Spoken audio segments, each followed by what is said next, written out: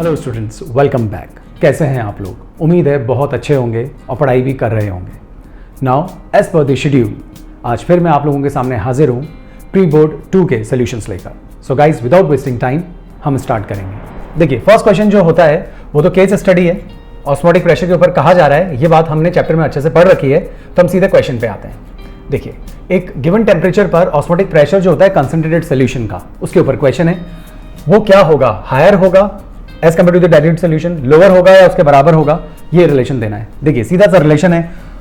Formula आपको अच्छे से पता होगा, ऑस्मोटिक प्रेशर निकालने का फॉर्मूला वो होता है pi is equals to M, जो कि कंसंट्रेशन होती है आर इंटू टी। चाहे तो आई लगा लीजिए, आई वॉन्टो फैक्टर है। जो नॉन इलेक्ट्रोलाइट्स होते हैं, glucose, fructose, urea, sucrose, right, इन सब के लिए आई की वैल्यू 1 होती है।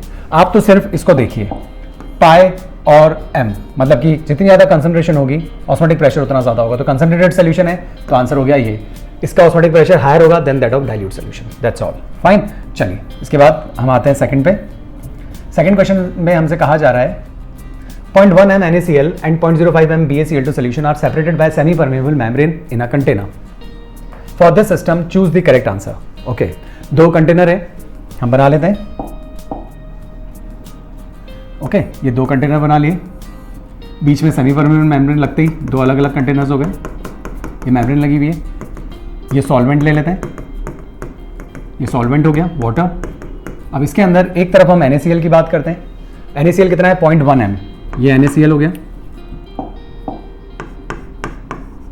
और ये हो गया BaCl2, बेरियम क्लोराइड।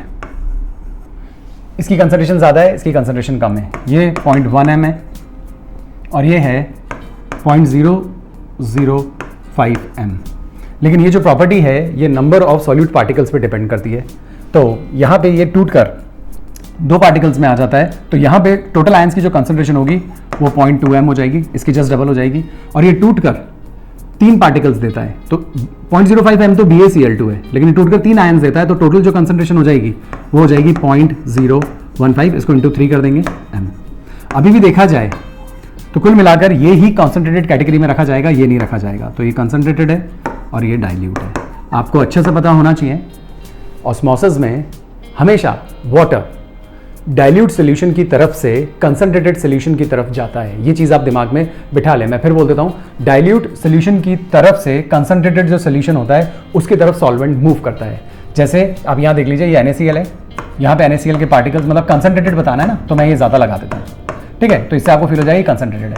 यहाँ पे थोड़े कम लगा देता हूँ, इससे आपको लगेगा कि ये डाइल्यूट है। अब इन दोनों के केसेस को यदि हम कंपेयर करें, राइट, तो सॉल्वेंट कहाँ से कहाँ मूव करेगा? क्योंकि सॉल्वेंट ही मूव कर सकता है, सॉल्यूट के पार्टिकल का साइज तो काफी बड़ा होता है। अब सॉल्वेंट अगर मूव कर सकता है तो सॉल्वेंट हमेशा जहां ज्यादा होता है वहां से सॉल्वेंट जहां कम होता है उस तरफ मूव करता है। क्योंकि ये डाइल्यूट सोल्यूशन है तो यहां सॉल्वेंट ज्यादा है, मोर सॉल्वेंट, ठीक है। तो जहां सॉल्वेंट ज्यादा है वहां से जहां सॉल्वेंट कंपैरेटिवली लेस होगा उस तरफ ये मूव करेगा। ओके, तो मूवमेंट यहां से यहां की तरफ होगी, और जब मूवमेंट यहां से यहां की तरफ होगी तो मैं ये ग्रीन वाला एरो लगा देता हूं। तो ग्रीन वाले एरो से आपको ये समझ में आ गया कि जो सॉल्वेंट है, जो वाटर है, वो BaCl2 की तरफ से NaCl की तरफ मूव करेगा। तो हम देख लेते हैं, देयर इज नो मूवमेंट, ये तो हो ही नहीं सकता। Water flows from BaCl2 solution to NaCl solution, बिल्कुल सही। वाटर यहां से यहां की तरफ मूव करेगा, लेस कंसंट्रेटेड सोल्यूशन से हाई कंसंट्रेटेड सोल्यूशन की तरफ मूव करेगा, या जहां सॉल्वेंट ज्यादा है वहां से जहां सॉल्वेंट कम है उस तरफ मूव करेगा। तो दैट इज योर आंसर, ये चीज आप ध्यान रखिएगा। नाउ नेक्स्ट देखते हैं, third, the osmotic pressure of 0.2 m molar solution of urea at इतना क्या होगा? करेक्ट। इसको करने के लिए तो सीधा न्यूमेरिकल फॉर्मूला यूज करना होगा। Formula is pi is equals to i into M into R into T. Urea non electrolyte है तो आई की वैल्यू तो 1 हो जाएगी। मोलैरिटी हमें दे रखी है 0.2, आर की वैल्यू भी हमें दे रखी है 0.082। नाउ टेम्परेचर 27 केल्विन स्केल में रखते हैं हमेशा, तो 273 जोड़ देंगे तो 300। ओके, यूनिट्स अगर आप लेके भी चलना चाहें तो यूनिट को मैं लास्ट में भी जस्टिफाई कर दूंगा यहां पे। अब इसे सॉल्व कर लेते हैं भाई। इसको हम एक काम करते हैं, ये 300 है तो इसको तो 2 लिख देते हैं, 1 0 तो इधर ले लेते हैं, 1 0 हम इधर काम में ले लेते हैं, तो ये 0.82 हो जाएगा और ये 3 हो जाएगा। तो pi is equals to 6 into 0.82, तो pi is equals to 12, correct. और ये पॉइंट लगा देंगे 2 के बाद, 4.92, तो 4.92 ये लीजिए, ये आपका आंसर आ गया 4.92। अब रही बात यूनिट्स की, तो यूनिट्स को जस्टिफाई कर देते हैं। यहाँ देखिए, molarity is moles per litre, R 0.0 litre ATM, kelvin inverse, mole inverse. Okay, ये हो गया R और T इज केल्विन। केल्विन से केल्विन कैंसिल, लीटर से लीटर कैंसिल, मोल से litre ATM, kelvin inverse, mole inverse होता है, मोल इनवर्स है ना, मोल से मोल कैंसिल, तो क्या बचा ATM, तो यूनिट क्या आ जाएगी ATM। तो that is your answer. I hope बात समझ में आ गई होगी। नाउ नेक्स्ट देखते हैं। Fourth, solution ABCD are respectively 0.1 m glucose, इतना NaCl, इतना BaCl2, 0.1 AlCl3, which of the following pair is isotonic. देखिए आइसोटोनिक कौन होते हैं? आइसोटोनिक वो होते हैं जिनका ऑस्मोटिक प्रेशर बिल्कुल सेम हो, यानी जिनका पाए बिल्कुल सेम हो।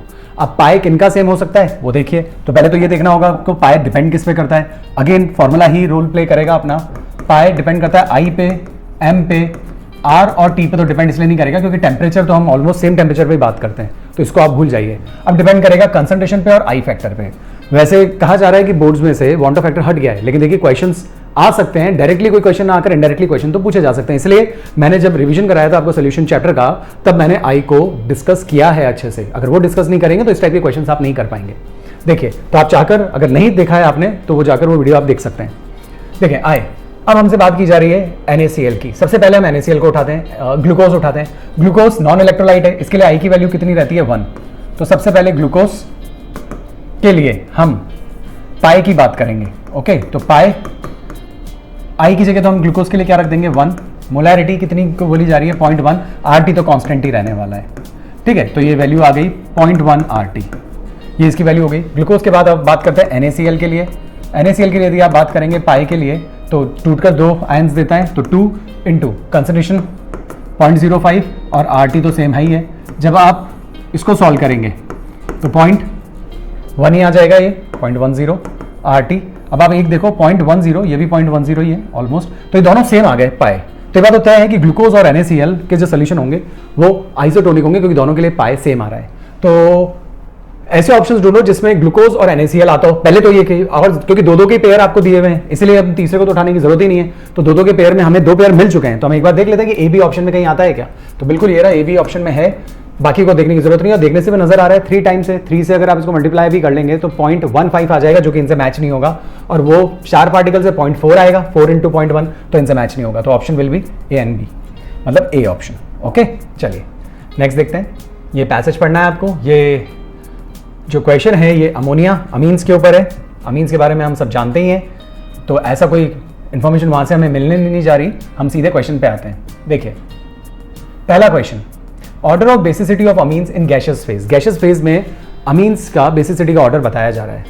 अमोनिया को अमीन से ज्यादा बता दिया, बिल्कुल गलत। Plus I effect is directly proportional to basicity. इस हिसाब से अमीन्स ज्यादा बेसिक होते हैं अमोनिया से, तो ये बात तो गलत हो गई। और जब असर्शन ही गलत हो जाता है, जब असर्शन ही गलत हो जाता है तो सीधा ऑप्शन डी आता है, और कुछ आपको सोचना ही नहीं है, क्योंकि डी ऑप्शन के अंदर एक ही ऐसा ऑप्शन दिए हुए हैं इन चारों में से जिसमें एक मतलब जिसमें असर्शन गलत है। राइट, ऐसे ऑप्शंस भी होते हैं, असर्शन भी गलत है, रीजन भी गलत है, तो फिर एक नया ऑप्शन बनता है जो कि यहाँ पे नहीं है। तो फिर 2 बार गलत वाले ऑप्शंस आ सकते थे, लेकिन यहाँ पे अगर असर्शन गलत होता है तो एक ही आंसर बैठेगा आपका, एंड दैट इज डी। दूसरे को देखने की जरूरत ही नहीं है, क्योंकि दूसरा इनके हिसाब से सही ही होगा, तो ये डी होगा, क्योंकि ये बात ही गलत हो गई। ये यहाँ नहीं हो सकता, ये तो पीछे होगा। दूसरी बात सही होनी चाहिए, in gaseous phase the basic nature of aliphatic amines increases with the increase in number of alkyl groups. सही है, फाइन, तो ये डी हो गया। नाउ अब हम बात करते हैं सेकंड वाले की। Aliphatic amines are weaker bases than ammonia and aromatic amines are stronger bases than ammonia. Aliphatic weaker base than ammonia, aliphatic weaker base, वापस बात गलत हो गई। जो एलिफेटिक अमीन्स होते हैं वो अमोनिया से वीकर कैसे हो सकते हैं, अभी भी मैंने बताया कि स्ट्रॉन्गर होते हैं, तो ये बात भी गलत जा रही है। ठीक है, and aromatic amines are stronger bases than ammonia. Aromatic जो होते हैं वो अमोनिया से स्ट्रॉन्गर होते हैं, ये बात भी गलत हो गई। एरोमेटिक तो अमोनिया से कमजोर होते हैं, क्योंकि एरोमेटिक अमीन्स के अंदर लोन पेयर रेजोनेंस में एंगेज हो जाता है। तो पहली वाली बात से आपको पता पड़ गया कि इसका भी ऑप्शन डी ही आएगा और कुछ हो ही नहीं सकता। इसका मतलब ये है कि रीजन इसका सही होना चाहिए। देख लेते हैं रीजन क्या है। Plus I effect of alkyl groups on aliphatic amines increases the electron density of nitrogen, बिल्कुल सही है, इलेक्ट्रॉन शिफ्ट करके। Aromatic amines are weaker due to electron withdrawing nature of the aryl group, बिल्कुल बात सही है। माइनस आई इफेक्ट तो होता ही है रिंग के कारण, और सबसे इंपॉर्टेंट बात होती है रेजोनेंस में एंगेज हो जाता है लोन पेयर्स, तो ये बात सही है, लेकिन असर्शन गलत, दैट्स व्हाई डी। नेक्स्ट देखिए, एमी मतलब methyl group, NH2 is weaker base than MEOH, मतलब कि ये कहा जा रहा है कि जो अमीन्स होते हैं वो अल्कोहल से वीकर बेस होते हैं। गलत, अमीन्स अल्कोहल से स्ट्रॉन्गर बेस होते हैं और अल्कोहल अमीन से स्ट्रॉन्गर एसिडिक नेचर के होते हैं। तो ये बात भी गलत हो जाती है, और ये बात जब हम चैप्टर पढ़ रहे थे तब मैंने अच्छे से आपको एक्सप्लेन भी किया है। और सीधी सी बात है, अल्कोहल्स के अंदर HO से जुड़ रहा है, पोलैरिटी ज्यादा है, ये ज्यादा अच्छे से H+ आयन रिलीज कर सकता है। दैट्स वाई अल्कोहल ज्यादा एसिडिक होते हैं, किसके मुकाबले? अमीन्स के मुकाबले। और अमीन ज्यादा बेसिक इसलिए होते हैं क्योंकि लोन पेयर कम इलेक्ट्रोनेगेटिव एटम के ऊपर है, नाइट्रोजन के ऊपर है, जबकि अल्कोहल में लोन पेयर ऑक्सीजन के ऊपर होता है। कम इलेक्ट्रोनेगेटिव के ऊपर रखा हुआ लोन पेयर इजीली दूसरों को डोनेट किया जा सकता है। दैट्स वाई अमीन ज्यादा होने चाहिए, जबकि अल्कोहल को बता रहे हैं। तो यहां पे भी आंसर डी ही होगा, क्योंकि असर्शन गलत हो गया। रीजन तो सही होना चाहिए, क्योंकि असर्शन गलत और रीजन सही वाला ही ऑप्शन है D, right. N is less electronegative than O, सही बात है। Lone pair of electron on nitrogen is more easily available for donation in MENH2, done, सही बात है।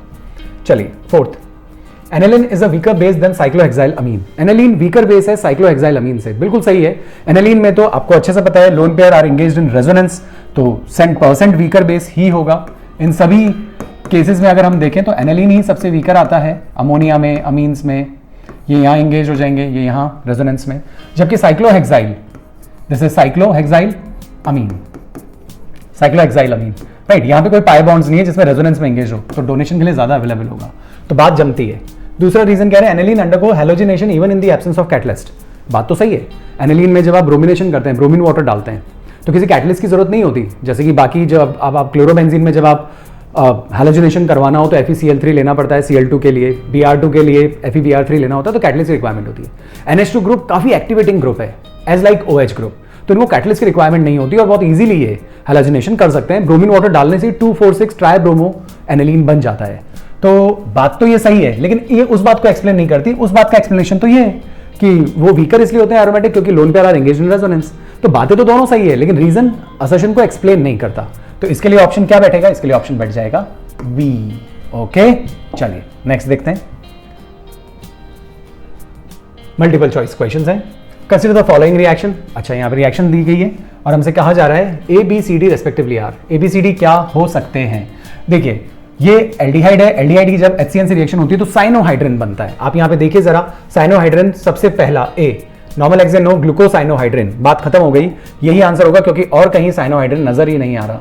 तो ये हो गया। फिर भी हम क्रॉस चेक कर लेते हैं। जब बी की बात कर रहे हैं तो बी में HI से लेते हैं तो स्ट्रेट चेन बनती है, नॉर्मल हेक्सेन, नॉर्मल हेक्सेन होना चाहिए। आ गया। सी पे अगर हम बात करें, ब्रोमीन वाटर। ब्रोमीन वाटर एक वीक ऑक्सीडाइजिंग एजेंट है और ये एल्डिहाइड को ही कार्बोक्सिलिक एसिड में कन्वर्ट करता है और ग्लूकोनिक एसिड बनाता है। तो नेक्स्ट होना चाहिए ग्लूकोनिक एसिड। और उसके बाद डी है HNO3, ये स्ट्रॉन्ग है, ये सैकरिक एसिड बनाता है, प्राइमरी अल्कोहल। और लास्ट वाला, पहला वाला प्राइमरी अल्कोहल, सबसे नीचे मान लो, और सबसे ऊपर एल्डिहाइड, दोनों को COH में कन्वर्ट कर देता है तो सैकरिक एसिड बनता है। तो ये बात सही है, तो B is the answer. Next, fourth, reaction लिखी हुई है, यूनिट्स भी लिखी हुई है और आपसे कहा जा रहा है विच of the following represents a third order reaction. देखिए, थर्ड ऑर्डर रिएक्शन इनमें से कौन सी होगी? आप तो सिर्फ यूनिट्स पकड़िए, यूनिट से ही आपको जवाब लग जाना चाहिए। और आपको अगर याद हो तो बहुत बार ये बात हो चुकी है, रिवीजन में भी हो चुकी है।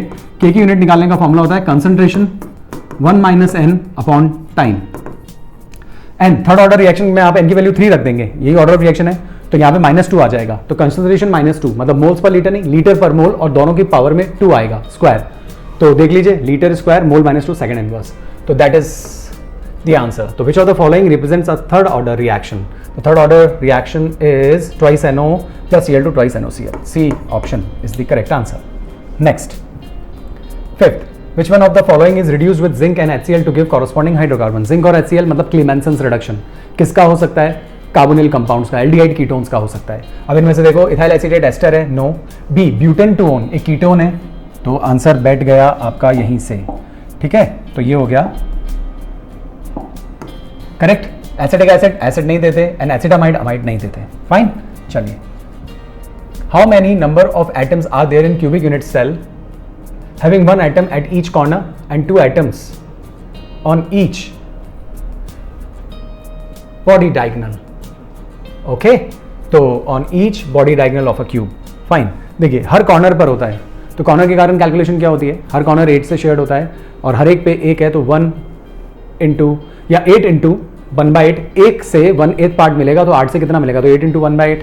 तो हम अगर इसको सॉल्व करें तो कॉर्नर्स के कारण जो कैलकुलेशन अगर आप निकालते हैं तो जो z आपको मिलना है वो कॉर्नर्स के कारण तो 1/8 इंटू 8 हो जाएगा, प्लस आपसे कह रहे हैं हर बॉडी डायगोनल पर 2, करेक्ट। अब बॉडी डायगोनल आप खुद इमेजिन कीजिए जरा कि एक क्यूब हो, ओके अब एक क्यूब के अंदर कितने बॉडी डायगोनल हो सकते हैं? बॉडी डायगोनल कौन से होते हैं? जो कि दो कॉर्नर्स को बॉडी के सेंटर से पास होते हुए टच करें।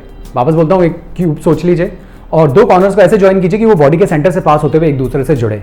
तो अगर आप ऐसा करेंगे तो बॉडी डायगोनल कितने आएंगे? बॉडी डायगोनल आएंगे 4। ठीक है, कैसे 4 आएंगे आप इमेजिन करके देखिए, आपको समझ में आएगा। दो जो एक साइड के कॉर्नर है वहां से एक नीचे के साइड, सामने वाले का नीचे वाला कॉर्नर, फिर इसके ऊपर से नीचे वाला कॉर्नर, राइट। और जो इस तरफ ऊपर वाले हैं तो इसके ऊपर से नीचे वाले कॉर्नर पे आप जाएंगे और इसके ऊपर वाले से सामने नीचे वाले कॉर्नर पे जाएंगे। तो कुल मिलाकर एक क्यूब के अंदर 4 बॉडी डायगोनल हो सकते हैं। एक बॉडी डायगोनल पर 2 कह रहे हैं। अब एक बॉडी डायगोनल पर 2 कह रहे हैं तो ये बात तो तय है कि सरफेस पे कहीं नहीं आएगा, ना फेस पे है ना एजेस पे है, करेक्ट, या ऐसी किसी जगह, ना कॉर्नर पर है, ऐसी किसी जगह पर नहीं है जहां पे दूसरों से शेयर हो सके। तो इनसे काउंट पूरा लिया जाएगा। तो बॉडी डायगोनल कितने काउंट करवाए मैंने? 4। और हर बॉडी डायगोनल पर अगर 2 लगाओगे तो इक्वल डिस्टेंस पे होंगे, तो कहीं बीच में ही होंगे, राइट ना, सरफेस पे कहीं नहीं होंगे। तो एक बॉडी डायगोनल पर 2, तो 4 बॉडी डायगोनल पर कितने हो जाएंगे? 8। और कॉर्नर्स के कारण काउंट कितना आ रहा है? 1, यानी टोटल आंसर हो गया 9। तो बॉडी डायगोनल कितने? 4 आएंगे और हर एक पे कितने? 2। तो 8 और यहां से 1, यानी आंसर इज 9। फाइन, चलिए next 7। Spin only formula to calculate the magnetic moment is expressed as. इस पे भी हम क्वेश्चन बहुत बार कर सके हैं। इसका फॉर्मूला यही है, under root n+2 where n is the number of unpaired electrons. Fine, तो ये तो हो ही जाता है। चलिए next 8th। Tetrafluorides of elements of group 16 have hybridisation and geometry respectively. देखिए टेट्राफ्लोराइड्स ऑफ ग्रुप 16, ग्रुप 16 मतलब ऑक्सीजन वाली जो फैमिली है, ऑक्सीजन सल्फर, तो हम सल्फर ले लेते हैं, ऑक्सीजन भी ले सकते हैं, वैसे सल्फर लेना ठीक है, ऑक्टेट एक्सपेंड भी हो सकता है। तो SF4 टेट्राफ्लोराइड्स ही हो गए। सल्फर की वैलेंस शेल में 6 इलेक्ट्रॉन्स होते हैं। फ्लोरीन से जुड़ने का काम तो 4 ही कर रहे हैं, मतलब कि एक पेयर प्रेजेंट है। 4 सिग्मा बॉन्ड फ्लोरीन के कारण और एक लोन पेयर, तो 4 सिग्मा बॉन्ड और एक लोन पेयर, टोटल कितना हो गया? 5। 5 से जो हाइब्रिडाइजेशन बनती है वो sp3 बनती है, sp3d। और sp3d की जो ज्योमेट्री होती है, राइट, वो ज्योमेट्री होती है ये triangular bipyramidal, that is the geometry, triangular bipyramidal. तो sp3d एंड ट्रायंगुलर, ट्राइगोनल भी बोल सकते हैं, बाइपिरामिडल। तो ऑप्शन सी हो गया, दिस इज द ज्योमेट्री। यहां पे अगर हम बीच में सल्फर लगा दें, ओके, और यहां पे हम 4 फ्लोरीन लगा देते हैं और एक लोन पेयर है, इक्वेटोरियल पोजीशन पे लगाते हैं हमेशा लोन पेयर। तो आप शेप जब देंगे, अभी ज्योमेट्री पूछिए इसीलिए ट्राइगोनल बाइपिरामिडल, शेप बोले तो लोन पेयर को छुपा लीजिए और बाकी चीज को देखिए। अब आप बाकी चीज को देखेंगे ना, तो ये लाइन यू है, ये यू है, तो आप ये देखिए ये यू है ट्राइंगल और इस पे यू पोल है, ये ट्राइंगल है और इस पे यू पोल है, तो दैट इज सीसॉ। तो इसका जो शेप होता है, shape will be seesaw. Okay, तो ये ध्यान रखें। Now 9th, acid catalysed hydration of alkenes except ethene lead to the formation of. Hydration कर रहे हैं किसका? एल्कीन्स का कर रहे हैं, और एल्कीन्स में सबसे पहले बोला जा रहा है इथीन, तो हम इथीन लिखते हैं, CH2 double bond CH2, hydration करिए, H2O जोड़िए एसिड की प्रेजेंस में। सिमेट्रिकल है, एक तरफ H और दूसरी तरफ OH, तो CH3 CH2OH, अल्कोहल बन गया and that is primary alcohol. ये कह रहे इथीन को छोड़ दें और कोई दूसरी ले लें, तो कोई दूसरी ले लूं तो यहाँ CH3 आ जाएगा, यहाँ CH आ जाएगा, यहाँ डबल बॉन्ड आ जाएगा प्लस H2O। अब आप कौन सा रूल लगाएंगे? मार्कोनिकॉफ रूल लगाएंगे। इलेक्ट्रोनेगेटिव पार्ट जो होता है वो OH पार्ट होता है वाटर में, पॉजिटिव पार्ट H+, तो OH वहां जाके जुड़ेगा, जहां हाइड्रोजन कम होंगे तो OH यहाँ आके जुड़ जाएगा और H यहाँ आके जुड़ जाएगा। तो अब आपको कौन से मिल गए? सेकेंडरी अल्कोहल मिल गए। तो बात सही है, बात ये कहना चाह रहे हैं कि acid catalyse hydration of alkenes except ethene lead to the formation of primary alcohol. ना, प्राइमरी अल्कोहल तो आपको सिर्फ इथीन से ही मिल सकते हैं। आप इसके अलावा कोई दूसरा, जैसे भी कोई दूसरा आप लेंगे एल्कीन, तो तय है कि प्राइमरी तो आपको नहीं मिलेगा। रूल के हिसाब से आपको या तो सेकेंडरी मिलेगा या फिर टर्शियरी भी मिल सकता है, प्राइमरी नहीं मिलेगा। तो दूसरा ऑप्शन देखते हैं, सेकेंडरी और टर्शियरी, बात जम गई। Mixture of primary and secondary कोई जरूरी नहीं है, ये तो होता ही नहीं है। Mixture of secondary and tertiary, mixture of secondary and tertiary. देखिए अब इन दोनों बातों में थोड़ी सी कंट्रोवर्सी है, क्योंकि जब यहाँ प्रोडक्ट्स बनते हैं तो मिक्सचर ही बनता है, लेकिन हम उसमें मेजर और माइनर रिपोर्ट करते हैं। तो रूल्स के हिसाब से तो यहाँ पे ये मेजर बनता है और प्राइमरी भी बन जाएगा, लेकिन वो बहुत माइनर अमाउंट में बनता है। तो फिर ये कहना कि सेकेंडरी और टर्शियरी का मिक्सचर बनता है या प्राइमरी और सेकेंडरी का मिक्सचर बनता है, फिर वो कहना थोड़ा सा गड़बड़ हो जाता है, क्योंकि मिक्सचर की अगर आप बात करोगे तो मिक्सचर में तो फिर कुछ भी बन सकता है, करेक्ट। तो यहाँ पे जो मोस्ट करेक्ट मिलता है वो प्राइमरी अल्कोहल तो कभी नहीं हो सकता, केवल प्राइमरी अल्कोहल ये तो हो नहीं सकता। सेकेंडरी और टर्शियरी अल्कोहल, हाँ ये बिल्कुल हो सकता है, सेकेंडरी और टर्शियरी और मेजर अमाउंट में मिल सकते हैं, राइट। तो ये बात मोस्ट इंपॉर्टेंट और मोस्ट करेक्ट है। Mixture of primary and secondary, फिर मिक्सचर में तो प्राइमरी, सेकेंडरी और टर्शियरी फिर कुछ भी हो सकता है। सिमिलरली सेकेंडरी और टर्शियरी करें तो प्राइमरी भी मिक्सचर में आ सकता है। तो फिर ये बी, और मिक्सचर में तो फिर मेजर माइनर देख रहे थे, मेजर माइनर में तो सारी चीजें होती है, तो मेजर की अगर हम बात करें तो आपको बी ऑप्शन ही सही मिलता है। तो सेकेंडरी और टर्शियरी अल्कोहल, प्राइमरी के चांसेस बिल्कुल नेग्लिजिबल है, मेजर अमाउंट में तो बिल्कुल भी नहीं है, मेजर अमाउंट में तो कभी नहीं आएगा। फाइन, चलिए next 10th, which among the following will be named as dibromido bis ethylene diamine chromium third bromide। देखिए ऐसे क्वेश्चंस को करने के लिए सबसे पहले आप मेटल पकड़ लीजिए, क्रोमियम, सभी में क्रोमियम है, ठीक है। अब लिगेंड्स देखिए, लिगेंड्स में बिस इथिलीन डायमीन, ये इथिलीन डायमीन है और बिस दो होने चाहिए, ये लीजिए, तो यही आंसर हो गया, क्योंकि दो, बिस का मतलब दो, और इथिलीन डायमीन या इथेन 1 2 डायमीन दो होने चाहिए। बिस क्यों लगाते हैं? क्योंकि इसके खुद के नेम के अंदर डाइवर्ट आ रहा है, इसलिए बाहर बिस लगाया है, तो ये एक आंसर हो जाता है। बाकी चेक करके क्यों टाइम वेस्ट करना। हाँ, कहीं पे EN2 दो बार कहीं होता तो हम सोचते, वैसे तो सीधा है, और कनेक्ट भी कर लीजिए ना, डायब्रोमिडो बिस इथिलीन डायमीन क्रोमियम और ब्रोमाइड आ गया, थर्ड ऑक्सीजन स्टेट तो आनी है, 3, 2 यहाँ और एक ये, तो -2 -1 = 0, तो +3 आ जाएगा, डन। नेक्स्ट देखते हैं, oxygen show only negative oxygen state -2 accept in the case of. किस केस में ऑक्सीजन -2 ऑक्सीजन स्टेट शो नहीं कर रहा? भाई उसी में शो नहीं करेगा जिसमें इससे ज्यादा इलेक्ट्रोनेगेटिव होगा, और ऑक्सीजन से ज्यादा इलेक्ट्रोनेगेटिव तो एक ही है, फ्लोरीन, तो जब भी ऑक्सीजन फ्लोरीन के साथ जुड़ेगा इससे ऑक्सीजन स्टेट पॉजिटिव हो सकती है। तो पहले वाले केस में नो, दूसरे वाले केस में यस, क्योंकि ऑक्सीजन फ्लोरीन से जुड़ रहा है, दो फ्लोरीन से जुड़ रहा है, -1 तो इसमें +2 आ जाएगा। OCl2 नो, CO2 नो, इन सब में तो यही ऑप्शन बैठता है, क्योंकि ऑक्सीजन ही इस केस में कम इलेक्ट्रोनेगेटिव है फ्लोरीन से, बाकी में तो ज्यादा है, तो नेगेटिव ऑक्सीजन स्टेट ही आएगी बाकी में। 12th, रीजन असर्शन पे क्वेश्चन आ जाता है। पहला, carbon oxygen bond length in phenol is slightly less than that of methanol. Phenol के अंदर कार्बन ऑक्सीजन की जो बॉन्ड लेंथ होती है वो मेथनॉल के मुकाबले कम होती है। बिल्कुल सही, कुछ याद आ भी गया होगा आपको, ये फिनॉल है और ये O है और ये है, और इस बॉन्ड लेंथ की बात कर रहे हैं, तो ये तो कम ही होती है, क्योंकि रेजोनेंस की वजह से यहाँ पे पार्शियल डबल बॉन्ड कैरेक्टर होता है। जबकि मिथेनॉल की बात करें तो ऐसा किसी टाइप का रेजोनेंस यहाँ पॉसिबल नहीं है, तो बात बिल्कुल जम गई। A, there exist a partial double bond character and sp2 hybridisation of carbon. इसकी sp2 हाइब्रिडाइजेशन भी होती है, पार्शियल डबल बॉन्ड कैरेक्टर भी होता है। हाँ, तो एक्सप्लेनेशन बिल्कुल सही जा रहा है। तो यहाँ पे आंसर क्या बैठेगा? यहाँ पे आंसर बैठेगा ए, दोनों बातें सही है और ये इसको एक्सप्लेन भी करता है। Next, compounds containing CHO group are easily oxidise to corresponding carboxylic acids. बिल्कुल सही है, एल्डिहाइड कार्बोक्सिलिक एसिड में ऑक्सीडाइज होते हैं। रीजन क्या दे रहे हैं? Carboxylic acids can be reduce to alcohol by treatment with lithium aluminium hydride. Carboxylic acid में strong reducing agent lithium aluminium hydride डालेंगे तो अल्कोहल बन जाते हैं। ये बात भी बिल्कुल सही है, बातें तो दोनों सही है, लेकिन आपको नहीं लगता कि ऊपर वाले का ये एक्सप्लेनेशन कहाँ है? Compounds containing CHO group are easily oxidise to corresponding carboxylic acids.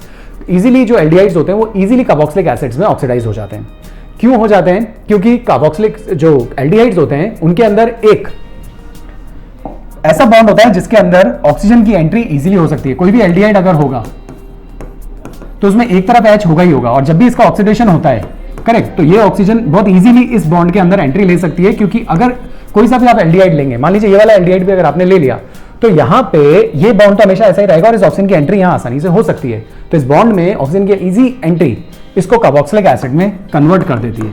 तो अगर ऐसी कोई बात लिखी हुई होती तो हम नीचे वाले जो रीजन है उसको सही मानते, उसका एक्सप्लेनेशन मानते।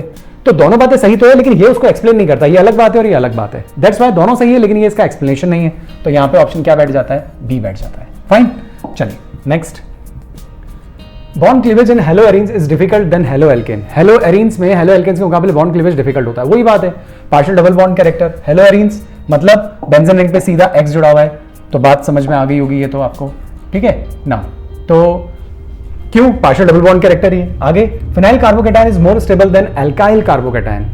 ये तो गड़बड़, फिनाइल कार्बोकैटायन तो अनस्टेबल होता है। मैं करता हूं, आप देख लीजिए अच्छे से। यहां देखिए, हेलो एरीन इज दिस, कोई X जोड़ दीजिए, लोन पेयर है, रिंग से डायरेक्टली कनेक्टेड है, तो रेजोनेंस आएगा, पार्शियल डबल बॉन्ड कैरेक्टर आएगा, बॉन्ड टूटेगा नहीं। जबकि किसी एल्किल ग्रुप के साथ आप X जोड़ेंगे तो ऐसा कोई नहीं होता, तो बॉन्ड का क्लीवेज आसान होता है। सही बात है, तो डबल बॉन्ड कैरेक्टर वाली बात होती तो हम कहते हैं रीजन एक्सप्लेन कर रहा है उसको। दूसरे में क्या कहा जा रहा है? Phenyl carbocation is more stable. मान लीजिए यहां से X माइनस निकल भी जाता है, मान लें, तो प्लस साइन इस स्पीशीज के ऊपर आएगा और ये होता है फिनाइल कार्बोकैटायन। जिस कार्बन पे कोई चार्ज और उसी पे बॉन्ड जुड़ा हो, तो ऐसी स्पीशीज हाईली अनस्टेबल होती है। यहाँ चार्ज भी है और बॉन्ड भी जुड़ा है, तो फिनाइल कार्बोकैटायन तो बहुत ज्यादा अनस्टेबल होते हैं, ठीक है। और जबकि अल्काइल कार्बोकैटायन में स्टेबिलिटी आ सकती है। मान लीजिए कोई टर्शरी ब्यूटाइल कार्बोकैटायन बना, तो इसमें तो स्टेबिलिटी है प्लस आई इफेक्ट की वजह से, तो ये तो बात ही गलत हो गई। फिनाइल कार्बोकैटायन मोर स्टेबल बोल रहे हैं तो गलत। तो ये तो रीजन तो बिल्कुल ही गलत हो गया, असर्शन सही है, रीजन गलत। एसर्शन सही, तो इस केस में ऑप्शन मिलेगा सी। फाइन, चलिए नेक्स्ट 15th को देखते हैं। अ bright silver mirror is produce during the warming of aldehyde with freshly prepared ammoniacal silver nitrate solution. बिल्कुल सही है, टेस्ट हो गया एल्डिहाइड्स के लिए, टॉलरेंस एजेंट मिलाते ही सिल्वर मिरर आ जाता है, टेस्ट कंफर्म, तो बात ये बिल्कुल सही जा रही है। आगे, a bright silver mirror is produce due to the formation of silver metal. बिल्कुल परफेक्ट, जो ब्राइट मिरर जो आता है या सिल्वर मिरर जो आता है वो जिसमें आप अपना फेस भी देख सकते हैं इस टेस्ट के दौरान, जो सिल्वर मिरर बनता है, राइट, वो सिल्वर मेटल की वजह से तो बनता है, क्योंकि सिल्वर +1 ऑक्सीजन स्टेट से 0 में रिड्यूस हो जाता है। तो बात बिल्कुल सही है, और ये इसको एक्सप्लेन भी कर रहा है। तो यहां पे बात जो आके बैठती है सही, वो बैठती है ए, दोनों बातें सही है, और रीजन एसेशन का करेक्ट एक्सप्लेनेशन भी है। ओके, नेक्स्ट देखेंगे 16th। नेक्स्ट देखिए, aromatic primary amines can not be prepared by Gabriel phthalimide synthesis. क्या बात सही है? Aromatic amines Gabriel phthalimide synthesis से नहीं बन सकते। बिल्कुल सही बात है, क्योंकि गैब्रियल थैलिमाइड सिंथेसिस में देखिए रिएक्शन आपको पता होना चाहिए। इतनी सी चीज के लिए हम पूरा गैब्रियल थैलिमाइड नहीं लिखेंगे, हाँ, लेकिन इतना मैं आपसे जरूर कहूंगा कि गैब्रियल थैलिमाइड रिएक्शन में आपके पास ऑप्शन होता है कि आप आरएक्स से भी रिएक्शन कर सकते हो और इससे भी रिएक्शन कर सकते हो, लेकिन हम ये कहते हैं कि इससे रिएक्शन इसलिए नहीं होती क्योंकि इस रिएक्शन में इस वाले बॉन्ड का टूटना जरूरी है। आरएक्स में तो ये वाला बॉन्ड इजीली टूट के सब्स्टिट्यूशन कर देता है और आपको प्राइमरी एलिफेटिक अमीन्स तो मिल जाते हैं, लेकिन उससे आपको प्राइमरी एरोमेटिक अमीन्स नहीं मिल सकते गैब्रियल थैलिमाइड रिएक्शन से। अमीन्स के अंदर method of preparation of amines में आप ये चीज जाकर पढ़ सकते हैं। क्यों? क्योंकि अगर आप ये लेकर एरोमेटिक अमीन्स बनाने की कोशिश करेंगे तो नहीं बनेगा, क्योंकि यहाँ partial double bond character present है और ये बॉन्ड टूटेगा नहीं और सब्स्टिट्यूशन होगा नहीं और आपको अमीन्स मिलेंगे नहीं, एरोमेटिक अमीन्स। तो ये बात तो बिल्कुल सही है एसर्शन। अब रीजन क्या कह रहे हैं? Aryl halides do not undergo electrophilic substitution with anions formed by phthalimide. बिल्कुल सही, जब आप रिएक्शन इसको पढ़ लेते हैं ना तो वहां पे यही है कि इजीली इसका सब्स्टिट्यूशन नहीं होता, ये हटकर जुड़ नहीं पाता कंपाउंड्स में और इस वजह से ये रिएक्शन नहीं हो पाती। तो बात हो बिल्कुल सही है, ये बात भी बिल्कुल सही है और ये उसको एक्सप्लेन भी कर रही है। इस हिसाब से इसके लिए आंसर जो आपका बैठेगा वो बैठेगा ए, बिल्कुल ए, दोनों बातें सही है और दूसरा उसको एक्सप्लेन भी करता है। अब मेरे को लगता है कि मैं आपको बता दूं, ठीक है ना, तो मैं शॉर्ट में बता देता हूं। जिनको आता है वो स्किप कर देना और जिनको देखना है वो एक बार आप देख लीजिए। मैं थोड़ा सा स्पीडली बता देता हूं। ये होता है थैलिमाइड, ओके। इसकी पहले KOH से रिएक्शन करते हैं तो ये एसिडिक हाइड्रोजन इससे निकल जाता है बाहर, H2O, और अब जो चीज़ आपको मिलती है उसके अंदर ये आपको मिलता है C double bond O, C double bond O, N- और K+, ये चीज़ मिल जाती है, राइट। अब इसके अंदर आपके पास दो ऑप्शन है, एक आप एरोमेटिक कंपाउंड से रिएक्शन करें इसकी, ठीक है, और एक आप एलिफेटिक कंपाउंड से रिएक्शन करें, Cl ले लेते हैं या कुछ भी ले लेते हैं। तो क्वेश्चन ये होता है कि ये रिएक्शन आगे नहीं जाती, क्योंकि अब इस रिएक्शन के अंदर ये जो K है ये X से आगे जुड़ेगा और क्या बाहर निकलना चाहिए? KX बाहर निकलना चाहिए। तो ये X टूट के जाना चाहिए कि नहीं जाना चाहिए? जाना चाहिए। अब ये टूट नहीं पाएगा क्योंकि डबल बॉन्ड कैरेक्टर है। जबकि क्या यहाँ पे जब ये दोनों चीजें आएंगी जुड़ने के लिए तो KX बाहर निकल सकता है, KX के साथ जुड़ के बाहर निकल सकता है। अब यहां से हम आगे बढ़ सकते हैं, CO, यहां पे भी आप क्या लिख सकते हो? CO, इधर कौन आ जाएगा? N, और N के आगे कौन आ जाएगा? R, जबकि N के आगे एरोमेटिक रिंग नहीं आ सकती थी।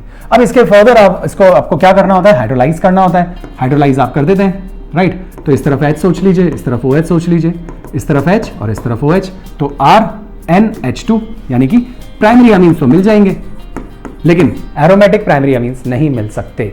तो दोनों बातें सही है ना। Aryl halides do not undergo electrophilic substitution with anion. ये देखिए, ये जो एनायन है ये form by the phthalimide. Phthalimide से जो एनायन बनता है उसके साथ ये सब्स्टिट्यूट नहीं हो पाता, मतलब KX के साथ जुड़कर ये रिंग यहाँ आके नहीं जुड़ पाती। तो बात बिल्कुल सही है और इस वजह से एरोमेटिक प्राइमरी अमीन्स नहीं बन सकते गैब्रियल थैलिमाइड रिएक्शन से। फाइन, तो इसका आंसर हो गया, मैंने लिख भी दिया था, एक्सप्लेनेशन भी सही है, तो ए ये सही है और ये इसको एक्सप्लेन भी करता है। डन। नाउ नेक्स्ट देखिए, अब हम बात करते हैं सेक्शन बी के ऊपर। सेक्शन बी में 9 क्वेश्चंस होंगे, हर क्वेश्चन 2 मार्क्स का होगा। बात शुरू करते हैं इसके ऊपर। देखिए, सबसे पहले पहला क्वेश्चन, रिएक्शन को आपको कंप्लीट करना है। Right the structure of the product form. यहां पे क्या प्रोडक्ट बनेगा? एल्डिहाइड है, कीटोन है, कोई भी कार्बोनिल ग्रुप है और GR है। मैंने आपको एक ही ट्रिक बताई है, पहले के केसेस में मैं बता चुका हूं, ध्यान दें। हमेशा यहां पे तो आप क्या कर देंगे? माइनस, और यहां पे क्या लगाएंगे? प्लस, और हमेशा इसमें ये वाला बॉन्ड तोड़ेंगे, यहां पे प्लस और यहां पे माइनस। अब आपको क्या करना है? सिर्फ प्लस से माइनस और माइनस से प्लस को जोड़ना है। C ऊपर आ गया OH, ये H यहीं जुड़ा रहेगा और ये प्लस है, प्लस से माइनस को जोड़ देंगे। C6H5 कौन है? C6H5 है फिनाइल रिंग। ये जुड़ गया, राइट। तो ये O पे तो माइनस, अच्छा माइनस से प्लस, तो O पे माइनस, माइनस से प्लस इज, मैंने डायरेक्ट कर दिया था, ये लीजिए Br आ गया और प्लस से माइनस हमने जोड़ दिया, ये आ गया। फॉलोड अप बाय हाइड्रोलिसिस है। अब आप इसका हाइड्रोलिसिस करेंगे तो आपको पता है ट्रिक क्या है, ट्रिक सिर्फ यही है कि आप बॉन्ड को यहां से तोड़ देंगे, इस तरफ H और इस तरफ OH, तो ऊपर कौन आ जाएगा, ऊपर आपको मिलेगा एक तरफ तो ये CH, सेकेंडरी अल्कोहल की तैयारी हो गई, और इसके एक तरफ phenyl ring. That is your answer, correct, ध्यान रखिएगा। दूसरा केस, दूसरे केस में आपसे कह रहे हैं H प्लस H2O। अब H प्लस मतलब एसिडिक मीडियम में वाटर को अटैच करवा रहे हैं, मतलब हाइड्रेशन करना है, ठीक है। अब हाइड्रेशन कैसे करें, यहां तो हमें कुछ नजर ही नहीं आ रहा। हाइड्रेशन तो तब होता जब डबल बॉन्ड प्रेजेंट होता, तो अब जब हाइड्रेशन की कंडीशन नहीं बैठ रही तो अब हम क्या करेंगे, अब हम डिहाइड्रेशन करेंगे। अब जब आप इसका डिहाइड्रेशन करेंगे तो वैसे कंडीशन इंफॉर्मेशन थोड़ी सी और होनी चाहिए थी, यहां पे लिखा होना चाहिए था कंसंट्रेटेड एसिड होना चाहिए था, हाई टेम्परेचर होना चाहिए था 443 केल्विन, तो डिहाइड्रेशन को सपोर्ट मिलता है। तो यहाँ डिहाइड्रेशन ही होगा, हाइड्रेशन का तो ऑप्शन है नहीं। अब डिहाइड्रेट जब आप करते हैं तो सबसे पहले आपको एक ट्रिक पता होनी चाहिए, OH जिस कार्बन से जुड़ रहा है वो अल्फा, और उसके बाद जो कार्बन है, जैसे ये हो गया तो ये भी बीटा, ये हो गया तो ये भी बीटा, और ये हो गया तो ये भी बीटा, करेक्ट। तो अब जब आप इसका डिहाइड्रेशन करेंगे तो अल्फा से OH और बीटा से H निकालना है। अल्फा से OH तो मैं निकाल दूंगा, अब बीटा ये भी है, ये भी है और ये भी है, ये दोनों तो चलो सेम हो गया, एक बीटा ये भी है। अब क्या किया जा सकता है, अब आप वो वाला एल्कीन बनाएंगे जो ज्यादा स्टेबल होता है, और ज्यादा स्टेबल वही एल्कीन होता है सिर्फ रूल से जो ज्यादा सब्स्टिट्यूटेड होता है। और देख के नजर आ गया होगा कि यहां से अगर आप H और यहां से OH निकालते तो बॉन्ड यहां बनेगा, जिसमें एल्कीन टर्मिनल पोजीशन पे होगा। टर्मिनल एल्कीन्स कम स्टेबल होते हैं, तो दूसरे वाला पोजीशन केवल यही बचती है। तो इसके केस में मैं कौन सा बना दूंगा, देखिए रिंग CH3 जाए वहीं, OH माइनस को हटा दूं तो यहां पे कौन सा साइन आ जाएगा, मान लीजिए ये पूरा OH गायब हो गया, OH माइनस, तो यहां पे कौन साइन आ गया प्लस, और बीटा पोजीशन पे 2H होंगे क्योंकि कार्बन की वजह वैलेंसी होती है। यहां से अगर हम H प्लस हटा दें तो यहां पे कौन सा साइन आ जाएगा, माइनस, माइनस प्लस मिलकर क्या बना लेंगे, बॉन्ड, ये बन गया बॉन्ड, करेक्ट। अब आप इस एल्कीन को अगर आप देखें तो इस डबल बॉन्ड के ऊपर इधर भी देखो सब्स्टिट्यूशन है, इधर भी कार्बन है, राइट। जबकि आप यहां से ये वाला एल्कीन बनाते हैं, यहां डबल बॉन्ड लगा देते तो टर्मिनल एल्कीन होता है, ये टर्मिनल नहीं है, इसके इधर भी सब्स्टिट्यूशन है, इधर भी एक चेंज आ रही है आगे की तरफ जो रिंग बना रही है, तो आंसर इज दिस, करेक्ट। इसे आप क्या बोल सकते हैं, 1 मिथाइल ब्यूट 1 या 1 मिथाइल ब्यूटीन भी बोल सकते हैं, करेक्ट। ओ सॉरी साइक्लोहेक्सीन, सॉरी साइक्लोहेक्सीन, तो 1 मिथाइल साइक्लोहेक्सीन, 1 पे मिथाइल है, साइक्लिक है, और फर्स्ट पोजीशन पे डबल बॉन्ड है, तो 1 मिथाइल साइक्लोहेक्सीन, फाइन। तो आपको बात समझ में आ गई होगी कि ऐसा जब केसेस आए तो अल्फा से OH निकालना है और बीटा से H निकलेगा, और उस बीटा से आप H निकालना जिससे निकल जाने के बाद जो बॉन्ड बने डबल बॉन्ड वो ज्यादा सब्स्टिट्यूटेड बने, तो that will be the answer, fine. चलिए नेक्स्ट चलते हैं। 18th, the resistance of a conductivity cell is this concentration दे रखी है और रेजिस्टेंस दे रखा है। What is the cell constant if the conductivity of 0.1 m KCl solution is 298 is this.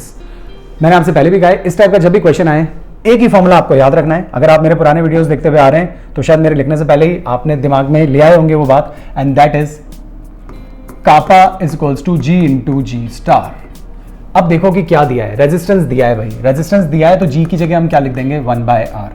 G star, what is the cell constant, अरे भाई G star तो आपसे पूछ लिया, तो इसका मतलब है कापा आपको पता होना चाहिए एंड कंडक्टिविटी आपको दे रखी है, तो आपका काम हो गया। तो G स्टार कुछ और नहीं होगा, कापा इंटू R हो जाएगा। What is kappa, 0.146 10⁻³ into resistance, resistance is 1500 ohm, और इसकी यूनिट्स मैं इसके आगे लिख देता हूं, तो इसकी यूनिट्स है साइमन जो कि ओम इनवर्स ही होता है, राइट, और सेंटीमीटर इनवर्स, ठीक है।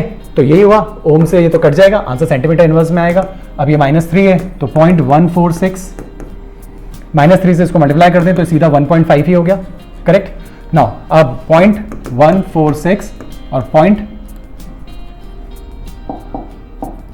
1.5, 33 ऊपर 23 2 ऊपर 7 एंड दिस इज 6 4 1 0 9 1 2 और 1 2 3 4 0.219, यानी कि इसका आंसर आना चाहिए 0.219 centimetre inverse, that is the answer.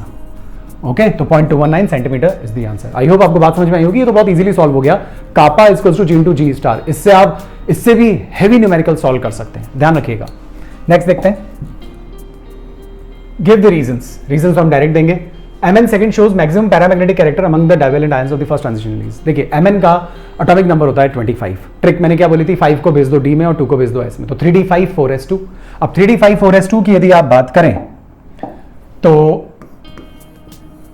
3d5 4s2 electrons fill कर देते हैं 1 2 3 4 5 और ये s2 3d5 4s2 और +2 की स्टेट की बात कर रहे हैं, +2 +2 +2 तो 2 यहां से हट जाएंगे, तो 5 अनपेयर्ड इलेक्ट्रॉन्स। क्या 5 अनपेयर्ड इलेक्ट्रॉन मैक्सिमम हो सकते हैं डी सब शेल में? बिल्कुल सही है, क्योंकि इसके बाद तो फिर पेयरिंग शुरू हो जाती है, तो बात बिल्कुल जमती है। जितने ज्यादा अनपेयर्ड इलेक्ट्रॉन उतना ज्यादा पैरामैग्नेटिक नेचर। करेक्ट। तो ये कहना चाह रहे हैं कि क्यों इसका पैरामैग्नेटिक नेचर सबसे ज्यादा होता है, क्योंकि इसी में मैक्सिमम नंबर ऑफ इलेक्ट्रॉन्स होते हैं, maximum number of electrons, 5 unpaired electron maximum. Most of the transition metals do not displace hydrogen from the dilute acids.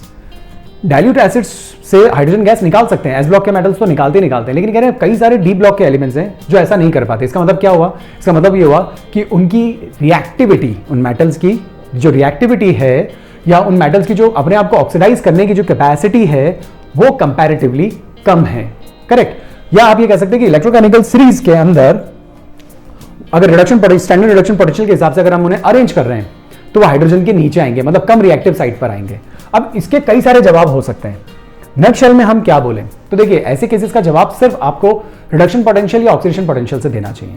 आप सीधी सी बात बोलिए कि अगर मेटल हाइड्रोजन को डिस्प्लेस नहीं कर पा रहा, ठीक है, जैसे मान लीजिए कोई मेटल लिख देते हैं, सामने HCl है और रिएक्शन नहीं हो रही, राइट, जबकि कई सारे केसेस में रिएक्शन हो भी जाती है। फॉर एग्जाम्पल जैसे Na + HCl अगर हम करें तो NaCl बन जाता है और हाइड्रोजन गैस रिलीज हो जाती है, ऐसा होता है, ठीक है ना। लेकिन उसमें मेटल काफी एक्टिव होते हैं, काफी रिएक्टिव मेटल्स होते हैं, वो डिस्प्लेस कर सकते हैं और हाइड्रोजन गैस निकाल सकते हैं। लेकिन कह रहे हैं ट्रांजिशन मेटल्स ऐसा नहीं कर पाते। अगर ट्रांजिशन मेटल्स हैं, मान लीजिए ट्रांजिशन मेटल्स की बात करें, ऊपर वाले ट्रांजिशन मेटल्स हैं, सारे नहीं कुछ, वो ऐसा नहीं कर पाते। तो इसका मतलब आप क्या बोलेंगे? इसका मतलब है कि ट्रांजिशन मेटल्स की जो ऑक्सीडेशन के टुवर्ड्स रिएक्टिविटी है वो बहुत कम है।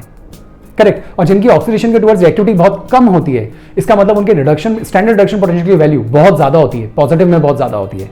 या आप ये कह सकते हैं कि उनकी ऑक्सीडेशन की प्रॉपर्टी बहुत कम है, तो उनके स्टैंडर्ड ऑक्सीडेशन पोटेंशियल की वैल्यू बहुत कम होती है, बहुत कम। करेक्ट। तो क्या जवाब दें? तो आप एक जवाब तो ये दे सकते हैं कि जो ट्रांजिशन मेटल्स होते हैं उनकी रिएक्टिविटी एल्कली मेटल्स के मुकाबले काफी कम होती है, नंबर 1। नंबर 2, आप ये कह सकते हैं कि ऑक्सीडाइज अगर नहीं होना चाहते, इजीली ऑक्सीडाइज नहीं होना चाहते, तो इसका मतलब ये हुआ कि इनके जो ऑक्सीडेशन पोटेंशियल की जो वैल्यू है वो बहुत बहुत कम है। That is the authentic answer, right, कि इनके ऑक्सीडेशन पोटेंशियल की वैल्यू बहुत कम है, नेगेटिव में चली गई। या फिर ये कह दीजिए कि इनके जो आयंस होते हैं, राइट, जो भी मेटल का आयंस होता है, उनके रिडक्शन पोटेंशियल की वैल्यू बहुत ज्यादा होती है। तो इतनी सारी बातें आ गई। ऑथेंटिक बात है कि ट्रांजिशन मेटल्स के लिए ऑक्सीडेशन पोटेंशियल की वैल्यू काफी कम होती है, इसलिए वो इजीली ऑक्सीडाइज ना होकर हाइड्रोजन गैस डिस्प्लेस नहीं कर पाते। फाइन। तो इंपॉर्टेंट बात थी, ध्यान रखिएगा। 20. What happens when aniline reacts with aqueous solution of bromine in the absence of catalyst? ये बात मैंने अभी आज पहले भी बोल दी आपको। एनिलीन की जब ब्रोमीन वाटर से आप रिएक्शन करेंगे तो क्या बनेगा? तो एनिलीन की जब आप ब्रोमीन वाटर से रिएक्शन करेंगे तो NH2 ग्रुप काफी एक्टिवेटिंग ग्रुप है और ब्रोमीन को इन्वाइट करेगा सारी ऑर्थो और पैरा पोजीशंस पर, और जो चीज मिलेगी वो मिलेगी 2,4,6 tribromo aniline. Okay, white PPT आ जाता है। तो बस ये रिएक्शन लिखनी थी आपको, मैंने प्रोडक्ट लिख दिया है सीधा। Aniline is treated with acidic anhydride. अब एनिलीन की आप एसिडिक एनहाइड्राइड से रिएक्शन करेंगे। ये रहा aniline. What is acidic anhydride? CH3COO COCH3, 3 oxygen वाला फंक्शनल ग्रुप। जब इसके साथ इसकी रिएक्शन होती है तो कहानी तो बहुत लंबी है, मैकेनिज्म के थ्रू। ट्रिक सिर्फ इतनी सी है कि यहां से H और यहां से ये वाला ग्रुप आप हटा देंगे, तो यहां से तो ये वाला ग्रुप और यहां से मैं इसको हाईलाइट कर देता हूं, एक H को, और यहां से एक H हम हटा देते हैं, राइट। तो ये NH2 हो गया और यहां से ये बॉक्स। तो कुल मिलाकर आप ये कह सकते हैं कि ये दोनों चीजें मिलकर बाहर निकल जाएंगी। तो क्या चीज बाहर निकल गई? बाहर निकल गया CH3COOH। करेक्ट, CH3COH बाहर निकल गया। बचा क्या? बचा NHCOCH3। असाइलेशन रिएक्शन है, बहुत बहुत फेमस। ये जो चीज बनी ना, इसे कहते हैं एसिटानिलाइड, बहुत फेमस कंपाउंड है। एसिटानिलाइड नाम से भी क्वेश्चंस पूछे जाते हैं, तो ध्यान रखिए बेंजीन रिंग NHCOCH3 इज एसिटानिलाइड। और यहाँ पे जो लोन पेयर है ये रेजोनेंस में एंगेज होता है, इसके ऊपर भी काफी क्वेश्चंस आते हैं। तो ये हमने क्या किया? ये हमने असाइलेशन किया। किसका किया? अमीन्स का किया। असाइलेशन किससे कर सकते हैं? आप इसका असाइलेशन एसिड क्लोराइड से कर सकते हैं, एसिड एनहाइड्राइड से कर सकते हैं, आप एस्टर्स से कर सकते हैं, करेक्ट। इन तीनों से आप इसका असाइलेशन कर सकते हैं, एसिटाइलेशन कर सकते हैं। तो अभी आपने इसका एसिटाइलेशन किया है एसिडिक एनहाइड्राइड से, इसको हम जनरली प्रेफर करते हैं क्योंकि यहां से जो निकलने वाला एसिड है वो कंपैरेटिवली वीक है। अगर आप ये काम एसिड क्लोराइड से भी कर सकते थे, CH3COCl लिख सकते थे आप, फिर आपको प्रीडीन भी लिखना पड़ता क्योंकि प्रीडीन जो होता है वो निकलने वाले स्ट्रॉन्ग एसिड, क्योंकि यहां से H निकलता फिर यहां से Cl निकलता, पीछे तो वही COCH3 जाके जुड़ता, लेकिन इस HCl को न्यूट्रलाइज करने के लिए फिर प्रीडीन भी लेना पड़ता। तो सेफर साइड पर हम HCl को ना प्रेफर कर हम एसिडिक एनहाइड्राइड की रिएक्शंस को प्रेफर करते हैं। रिएक्टिविटी एसिड क्लोराइड के मुकाबले एसिड एनहाइड्राइड की थोड़ी सी कम होती है, लेकिन रिएक्शन काफी सेफ होती है। ओके, ध्यान रखिए इस बात को, थोड़ा सा एक्स्ट्रा बताया, लेकिन मेन चीज सिर्फ ये है कि एसिडिक एनहाइड्राइड या एसिड के किसी भी डेरिवेटिव अमाइड्स को छोड़कर अमीन्स के साथ जब उनकी रिएक्शन आप करते हैं तो असाइलेशन हो जाता है, एसिटाइलेशन हो जाता है। असाइलेशन कब? जब RCO ग्रुप आकर जुड़ जाए, और इसी असाइलेशन को आप एसिटाइलेशन कब बोल सकते हैं? जब CH3CO ग्रुप आकर जुड़ गया, करेक्ट। तो एसिटाइलेशन, असाइलेशन इन जनरल हो गया, एसिटाइलेशन स्पेसिफिक हो गया, तो ये कंपाउंड बन जाता है and that compound is amide. एसिटाइलाइट के नाम से फेमस है, तो ध्यान रखिएगा। तो ये इसका प्रोडक्ट हो गया। Now for the complex identify and right oxidation number of iron. Iron का ऑक्सीडेशन नंबर निकालिए भाई, ठीक है, निकालते हैं। यहां पे देखिए, एक सेकेंड, यहां देखिए, यही ले लेते हैं सीधा। ओके, यहां देखिए, X ethane one two diamine is neutral ligand, तो कुछ नहीं आना है। Cl 2 है, -2, ये Cl -1 इक्वल्स टू 0, तो X की वैल्यू क्या आ जानी है? +3। तो ऑक्सीडेशन स्टेट ऑफ, या oxidation number is, oxygen state is +3, oxidation number Roman numerals में पैरेंथेसिस में आप ऐसे बता दीजिए। Number of hybrid orbitals and the shape of the complex. Okay, now oxygen state आ गई +3, iron Fe, atomic number is 26, electronic configuration 3d6 4s2 देख चुके हैं। ऑक्सीजन स्टेट क्या है? ये 3+, 3 इलेक्ट्रॉन निकाल दीजिए, 3d5। 3d5 को शो करना पड़ेगा, ये लीजिए शो कर देते हैं, 1 2 3 4 5 हो गए, करेक्ट। ये 3d, इसके आगे की बात करें तो 4s जो कि एम्प्टी है, उसके आगे 4p वो भी एम्प्टी है।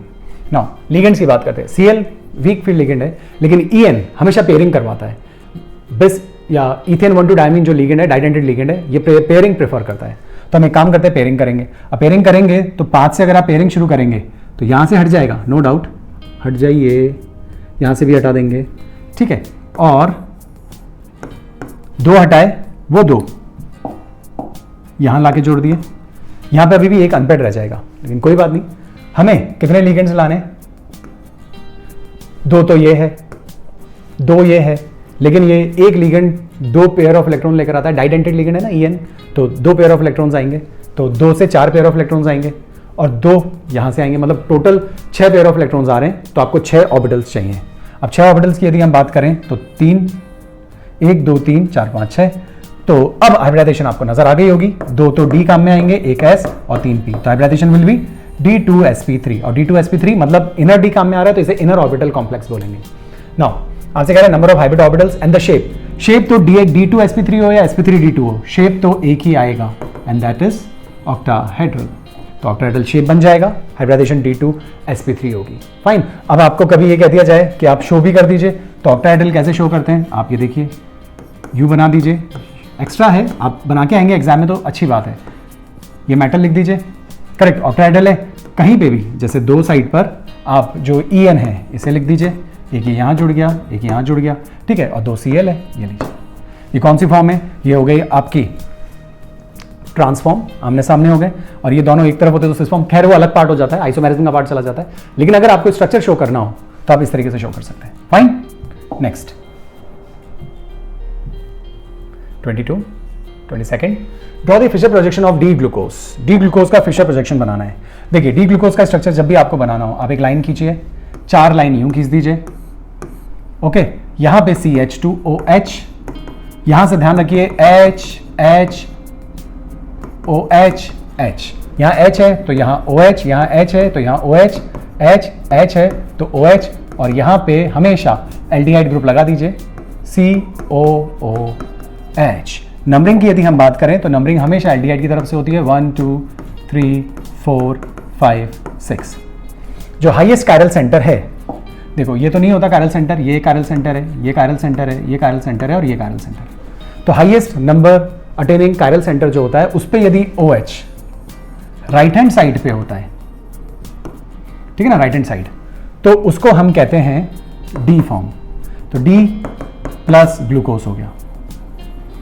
और अगर मैं इसकी मिरर इमेज बना दूं, केवल ये कहना गलत है कि ये OH इधर आ जाए, मैं इसकी जब मिरर इमेज बना दूं, तो जब मैं मिरर इमेज बनाऊंगा तो सभी घूमेंगे, तो ये OH इस तरफ आ जाएगा, और जब ये OH इस तरफ होगा तो वो एल फॉर्म कहलाती है। केवल इस OH को उठा के यहां रखना, एल फॉर्म नहीं है, पूरी की मिरर इमेज जब बनती है तो ये OH इस तरफ आएगा और फिर वो फॉर्म एल फॉर्म कहलाएगी। फाइन, चलिए, तो ये बन गया पहले का आंसर। Glucose and sucrose are soluble in water, glucose and sucrose are soluble in water. Cyclohexane and benzene, ये भी 6 मेंबर्ड है, वो भी 6 मेंबर्ड है, लेकिन ये इनसॉल्युबल है और सॉल्युबल है। अरे भाई, कोई भी ऑर्गेनिक कंपाउंड, चाहे अल्कोहल ले लीजिए, शुगर ले लीजिए, ग्लूकोज, कोई भी ऑर्गेनिक कंपाउंड में अगर कार्बन खूब है और फिर भी वो पानी में डिसॉल्व हो रहा है, तो उसका एक ही आंसर है, these molecules can form intermolecular hydrogen bonding with water molecules, that's all. जबकि साइक्लोहेक्सेन या बेंजीन में कहीं पे भी OH ग्रुप जैसा ऑप्शन आपको फील नहीं हो रहा, क्योंकि ऑक्सीजन तो होता ही नहीं है इनमें। जबकि ग्लूकोज, फ्रक्टोज, सुक्रोज, इन सब में OH ग्रुप्स होते हैं, और जब इन सब में OH ग्रुप्स हैं, एक नहीं मल्टीपल OH ग्रुप्स हैं, तो वो वाटर के साथ हाइड्रोजन बॉन्डिंग कर सकते हैं। इसीलिए ये स्पीशीज ज्यादा कार्बन होने के बावजूद वाटर में डिसॉल्व हो जाते हैं, क्योंकि इनके पास ज्यादा OH ग्रुप्स भी होते हैं। तो आंसर तो सिर्फ आप इतना सा बोलेंगे, due to the formation of intramolecular hydrogen bonding. Okay, next 23rd, write the structure of the major organic product in each of the following reaction. Major product बताना है, KCN है भाई, एक्वस अल्कोहलिक केस ले लेते हैं solvent के लिए, चीजों को मिक्स करने के लिए, तो आप इस पे ध्यान देना तो चाहिए वैसे आपको, ठीक है। अल्कोहलिक KCN ही लिखा हुआ आता है, क्योंकि सामने वाली स्पीशीज भी घुलनी चाहिए, पानी में हलाइड्स जनरली डिसॉल्व नहीं होते, दैट्स व्हाई अल्कोहलिक लेते हैं सोल्यूशन। KCN से आप जब रिएक्शन करेंगे तो इसमें तो क्या कहना, यहां तो सिर्फ एक ही काम हो सकता है, ये KBr बाहर निकल जाएगा और CN पीछे आके जुड़ जाएगा, तो CH3 CH2 CN, that is the answer. Ethyl cyanide या प्रोपेन नाइट्राइल, प्रोपेन नाइट्राइल या इथाइल साइनाइड, नाम पे ध्यान देना, गलतियां होती है। ओके, दूसरा C2H5ONA, वेरी वीक बेस, ठीक है, C2H5Cl हलाइड्स के अंदर। अब भाई यहां पे अगर एल्कोहलिक KOH होता जिससे कि RO- बनता, correct, RO-, alkyl group O-, वो बहुत स्ट्रॉन्ग बेस होता है, वो एलिमिनेशन कर सकता है। फिनॉक्साइड आयन जो यहां पे है, बेंजीन रिंग O-, करेक्ट है ना, आपको अच्छे से पता है फिनॉल अल्कोहल से बहुत ज्यादा एसिडिक होते हैं, इसीलिए फिनॉल का जो कॉन्जुगेट बेस बनता है वो बहुत वीक होता है, क्योंकि अल्कोहल फिनॉल से कम एसिडिक है, तो अल्कोहल का जो कॉन्जुगेट बेस बनता है, मतलब अल्कोहल से H+ निकल जाने का जो एल्कोक्साइड आयन बनता है, वो स्ट्रॉन्गर बेस होता है। जबकि फिनॉक्साइड आयन जो होता है वो फिनॉल से बनते हैं H निकल जाने के बाद, और फिनॉल क्योंकि स्ट्रॉन्ग एसिड है इसलिए कॉन्जुगेट बेस वीक होते हैं, और जब बेस वीक होगा तो एलिमिनेशन नहीं कर पाएगा, सब्स्टिट्यूशन करेगा। और जब भी ये चीज लिखी आ जाए ना फिनॉक्साइड आयन, तो हमेशा सब्स्टिट्यूशन करना है आपको। तो ये Na और ये Cl हटा दीजिए, C2H5 से Cl हट जाता है और O C6H5 आके जुड़ जाता है।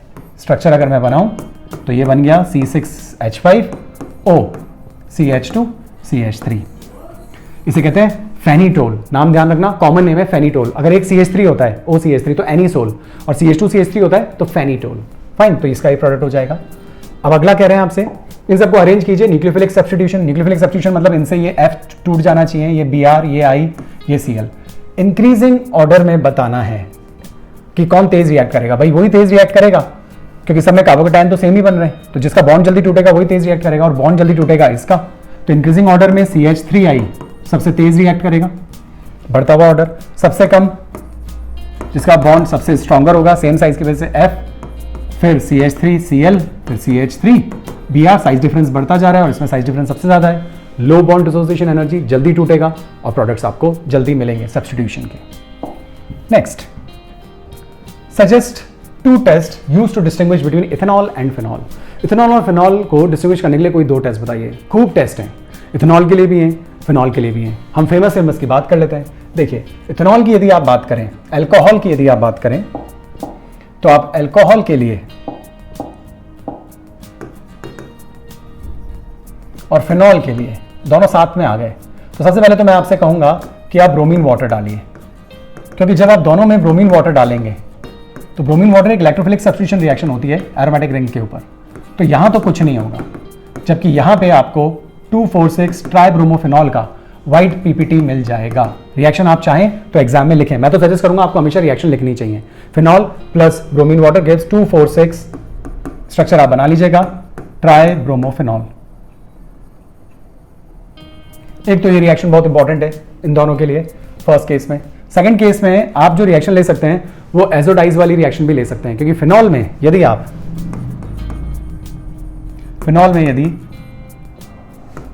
BDC डाल दें, ठीक है ना, तो एजोडाइज बन जाती, कपलिंग रिएक्शन है, आपको याद होगा।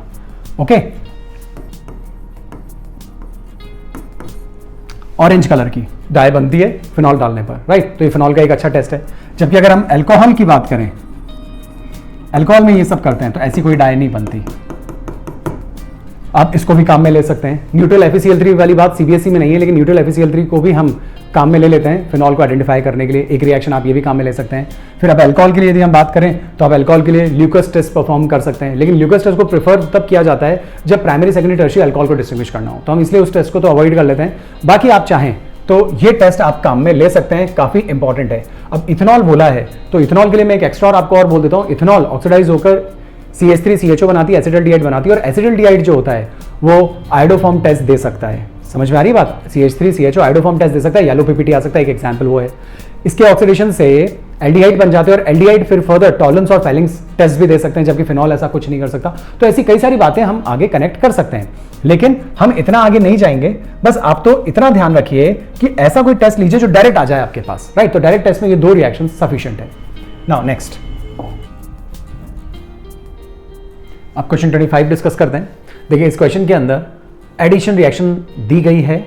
इसके अंदर हमें एल्कीन के ऊपर HI और HBr को ले जाकर जोड़ना है। रूल जो काम में आता है वो आता है मार्कोनिकॉफ रूल। देखिए, मार्कोनिकॉफ रूल के हिसाब से इलेक्ट्रोनेगेटिव पार्ट वहां जाके जुड़ता है जहां पे हाइड्रोजन ना हो या कम हो। ओके, इस केस में यदि हमें I को ले आकर जोड़ना होगा अनसिमेट्रिकल एल्कीन के ऊपर, तो यहाँ पे एक भी हाइड्रोजन नहीं है, क्योंकि 4 वैलेंसी आपको नजर आ रही है, यहाँ पे एक हाइड्रोजन है। तो I कहां जाकर जुड़ेगा? I जाकर जुड़ेगा जब ये बॉन्ड टूटेगा, वैलेंसी फ्री होगी, तो I यहां आके जुड़ जाएगा और इस तरफ H आके जुड़ जाएगा, और एक H तो ऑलरेडी था ही, तो ये एक प्रोडक्ट आपको मिल गया। सिमिलरली अगर हम यहां बात करें, कभी आपको कंफ्यूजन हो तो आप एक्सपैंड कर लीजिए ये। अब इस पे आपको HBr को जोड़ना है। Br डबल बॉन्डेड कार्बन पे से किस पे आएगा? जिस पे हाइड्रोजन कम या ना हो, तो इस तरफ H आ जाएगा और इस तरफ Br आ जाएगा, एक ये बॉन्ड टूट जाएगा। तो प्रोडक्ट क्या बनाएंगे? प्रोडक्ट बनाएंगे CH3 CH2 C, नीचे भी CH3, इधर CH3 और इधर Br। करेक्ट। तो ये आंसर और ये आंसर हो गया। फाइन, चलिए नेक्स्ट देखते हैं। देखिए, अब हम बात करते हैं सेक्शन सी पर। इसके अंदर केवल 5 क्वेश्चंस हैं, 3-3 नंबर के हैं, 15 मार्क का ये सेक्शन हो जाता है। करेक्ट। तो चलिए शुरू करेंगे। सबसे पहले give the reasons for the following. Dioxygen is a gas but sulphur is a solid. देखिए, ऑक्सीजन और सल्फर सेम ग्रुप को बिलोंग करते हैं, ग्रुप नंबर 16। बात करें ऑक्सीजन की, तो ऑक्सीजन जो होता है पी मल्टीपल बॉन्डिंग बनाने की वजह से O2 की फॉर्म में एग्जिस्ट कर सकता है, क्योंकि यहाँ पाई बॉन्ड बना हुआ है ना। क्यों बना सकता है पी पाई मल्टीपल बॉन्डिंग क्यों हो सकती है? कोई कोलेटरल ओवरलैपिंग जब होती है तो पी ऑर्बिटल्स बहुत छोटी होनी चाहिए, क्योंकि पी ऑर्बिटल्स अगर छोटी होंगी तो एक्सटेंट ऑफ ओवरलैपिंग अच्छा होता है, इलेक्ट्रॉन की डेंसिटी की शेयरिंग जो होती है वो बहुत अच्छी होती है, बॉन्ड स्टेबल बनता है, राइट। वहीं अगर ये जो ऑर्बिटल्स हैं अगर ये बड़ी हो जाएंगी तो जो इलेक्ट्रॉन्स डेंसिटी है वो इंटेंस नहीं रहेंगे, डिफ्यूज रहेंगे इलेक्ट्रॉन्स, डेंसिटी भी डिफ्यूज रहेगी। तो जब शेयरिंग होगी, कोलेटरल ओवरलैपिंग होगी, तो बॉन्ड स्ट्रॉन्गर नहीं बनता। तो ऑक्सीजन O2 बना सकता है, और क्योंकि ये डायटोमिक मॉलिक्यूल है, और डायटोमिक मॉलिक्यूल मोलर मास के हिसाब से भी बहुत हल्का हो गया, एटॉमिसिटी के हिसाब से भी एटॉमिसिटी 2 हो गई, that's why they can exist in gaseous state. तो why O2 can exist in a gaseous state? Because it is diatomic molecule, that is the answer. Why sulphur is a solid? Because it is polyatomic molecule.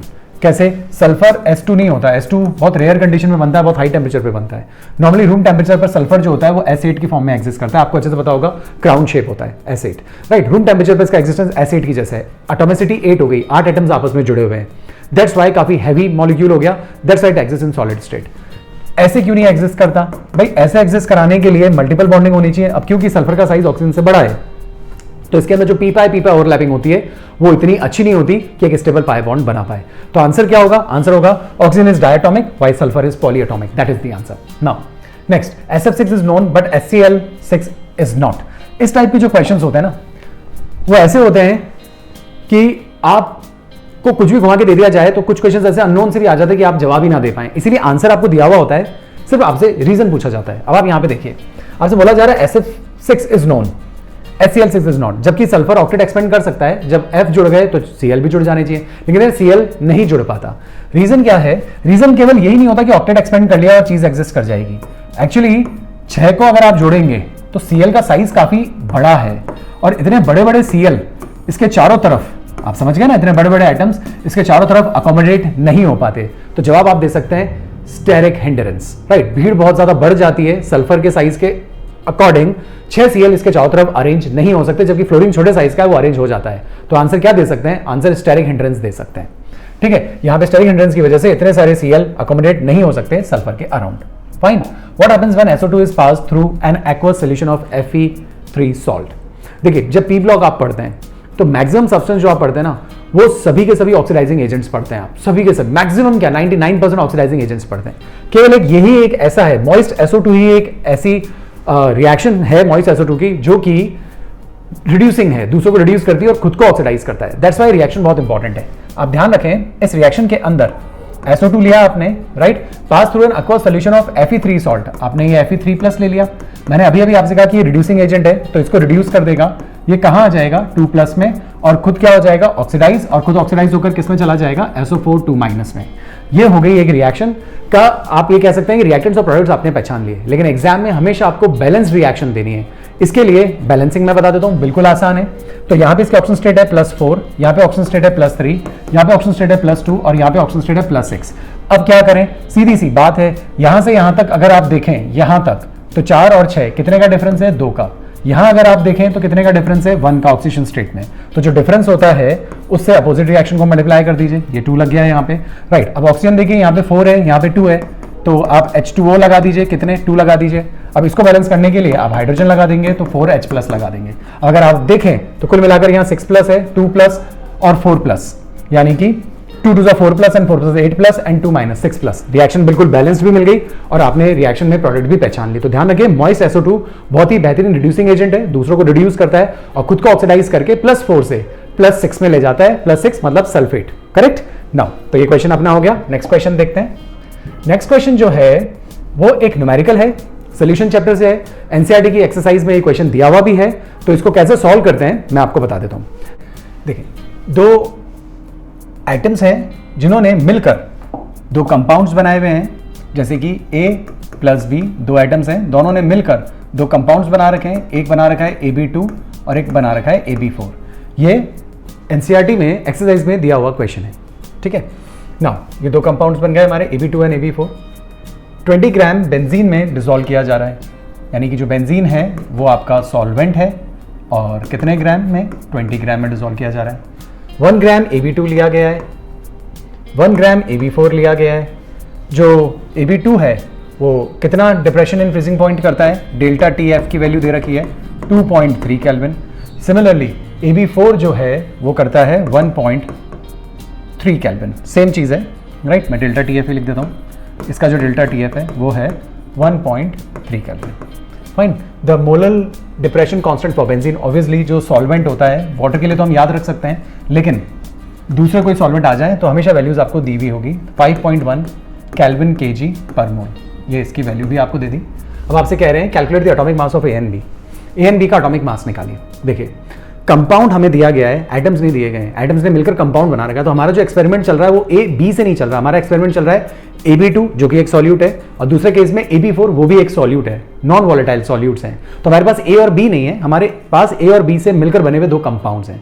In compounds को आपने जब benzene में dissolve किया, तो benzene में dissolve करने के बाद जब आपने सोल्यूशन को फ्रीज किया, तो नॉर्मली बेंजीन जब फ्रीज होता वो, और इनको मिला देने के बाद जब बेंजीन फ्रीज हो रहा है तो वो लोअर टेम्परेचर पे जाके फ्रीज हो रहा है। कितना लोअर फ्रीज हो रहा है? अगर आपने इतना AB2 मिलाया, 1 ग्राम AB2 मिलाया बेंजीन सॉल्वेंट में, तो बेंजीन जितने भी डिग्री पे फ्रीज होता, लेकिन इसको मिला देने के बाद वो 2.3 केल्विन और नीचे चला गया, उसका फ्रीजिंग पॉइंट नीचे उतर गया।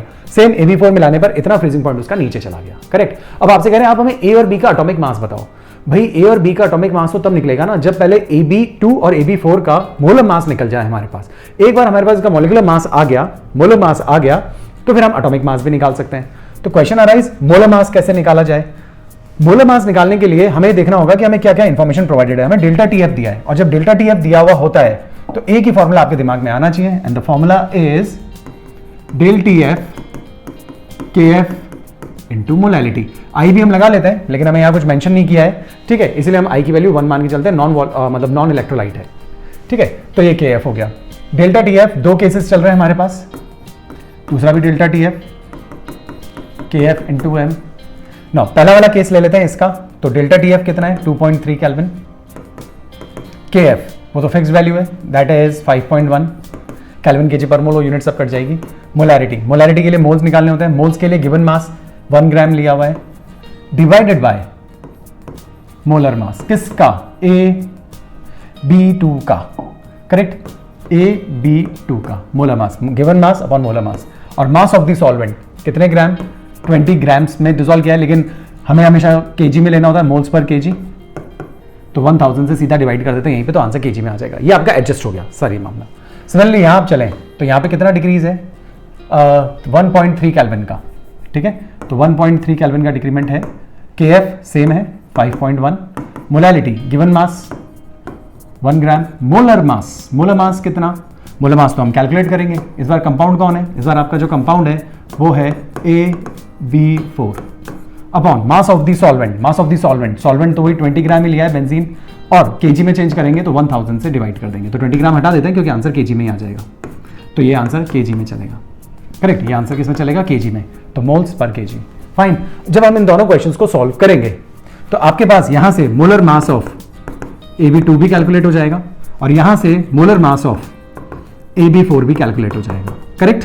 ये तो आपको करके ही देखना पड़ेगा, बाकी तो सोल्यूशन है, मैंने आपको स्ट्रेटेजी बता दी पूरी, राइट। तो इस फॉर्मूले में हमने वैल्यू पुट करी, गिवन मास दे रखा है, मोलर मास हम कैलकुलेट कर लेंगे, मास ऑफ द सॉल्वेंट 20 ग्राम है, केजी में चेंज करने के लिए 1000 से डिवाइड कर रखा है, करेक्ट। सॉल्व करके आपने मोलर मास निकाल ली, लेकिन क्वेश्चन में जो डिमांड है वो मोलर मास पे नहीं है, क्वेश्चन में डिमांड एटॉमिक मासेस पर है, कोई बात नहीं। अब हमारे पास क्या चीज आ चुकी है, अब हमारे पास मोलर मासेस आ चुके हैं, मान लीजिए ये वैल्यू भी आ गई और ये वैल्यू भी आ गई। अब हम क्या कर सकते हैं, मैं इसको हटा देता हूं जिससे कि फिर मैं यहां समझा दूं आपको। तो यहां देखिए, अब हम क्या कर सकते हैं, अब हम एक इक्वेशन बना सकते हैं। इक्वेशन कैसे बनती है भाई, हम ऐसे भी तो लिख सकते हैं, A plus 4B will give you AB4 and A plus 2B will give you AB2, correct. अब आप ये देखिए जरा, AB4 मास आपको पता है, AB2 मास आपको पता है, हम एक काम करते हैं, माइनस कर लेते हैं, यहां माइनस लगा देते हैं, यहाँ पे भी माइनस लगा देते हैं और यहाँ पे भी माइनस लगा देंगे, ठीक है। तो ये तो कैंसिल ही हो गया। यहाँ पे अगर आप करेंगे तो यहाँ क्या आ जाएगा 2B, और जब ये वैल्यू आपको पता है हमने कैलकुलेट कर ली, ये वैल्यू आपको पता है हमने कैलकुलेट कर ली, वो वैल्यू आप यहाँ पे रख देंगे, लेट से वो वैल्यू x है, तो जब b की वैल्यू आपको निकालनी होगी तो वो क्या हो जाएगी x/2। आई होप आपको बात समझ में आ गई होगी। और b का जो आंसर है वो है 42.64 ग्राम पर मोल। आप सॉल्व करेंगे ये आंसर आएगा 100%। सिमिलरली अब a की वैल्यू निकालनी हो तो ये तो आप बहुत अच्छे से जानते होंगे कि कोई भी एक इक्वेशन उठा लीजिए, लेट से हमने पहली वैल्यू उठा ली 4B is equals to AB4, correct. AB4 की वैल्यू है बिल्कुल, B की वैल्यू है बिल्कुल, तो फिर आप A की वैल्यू निकाल सकते हैं और A की वैल्यू जब आप निकालेंगे तो आंसर मिलेगा 25.59 ग्राम पर मोल। आई होप बात समझ में आ गई होगी, इंपॉर्टेंट क्वेश्चन था, लेंदी है। Next 28 a solution of this is green but a solution of this is colourless. देखिए कोऑर्डिनेशन कंपाउंड का क्वेश्चन है, अगर कोई सब्सटेंस सोल्यूशन कलरलेस आ रहा है तो मतलब उसमें अनपेड इलेक्ट्रॉन नहीं है, और अगर कलरफुल आ रहा है तो मतलब उसमें अनपेड इलेक्ट्रॉन्स हैं। अब रीजन देना है आपको, अब रीजन कैसे देंगे, रीजन देने के लिए आपको simply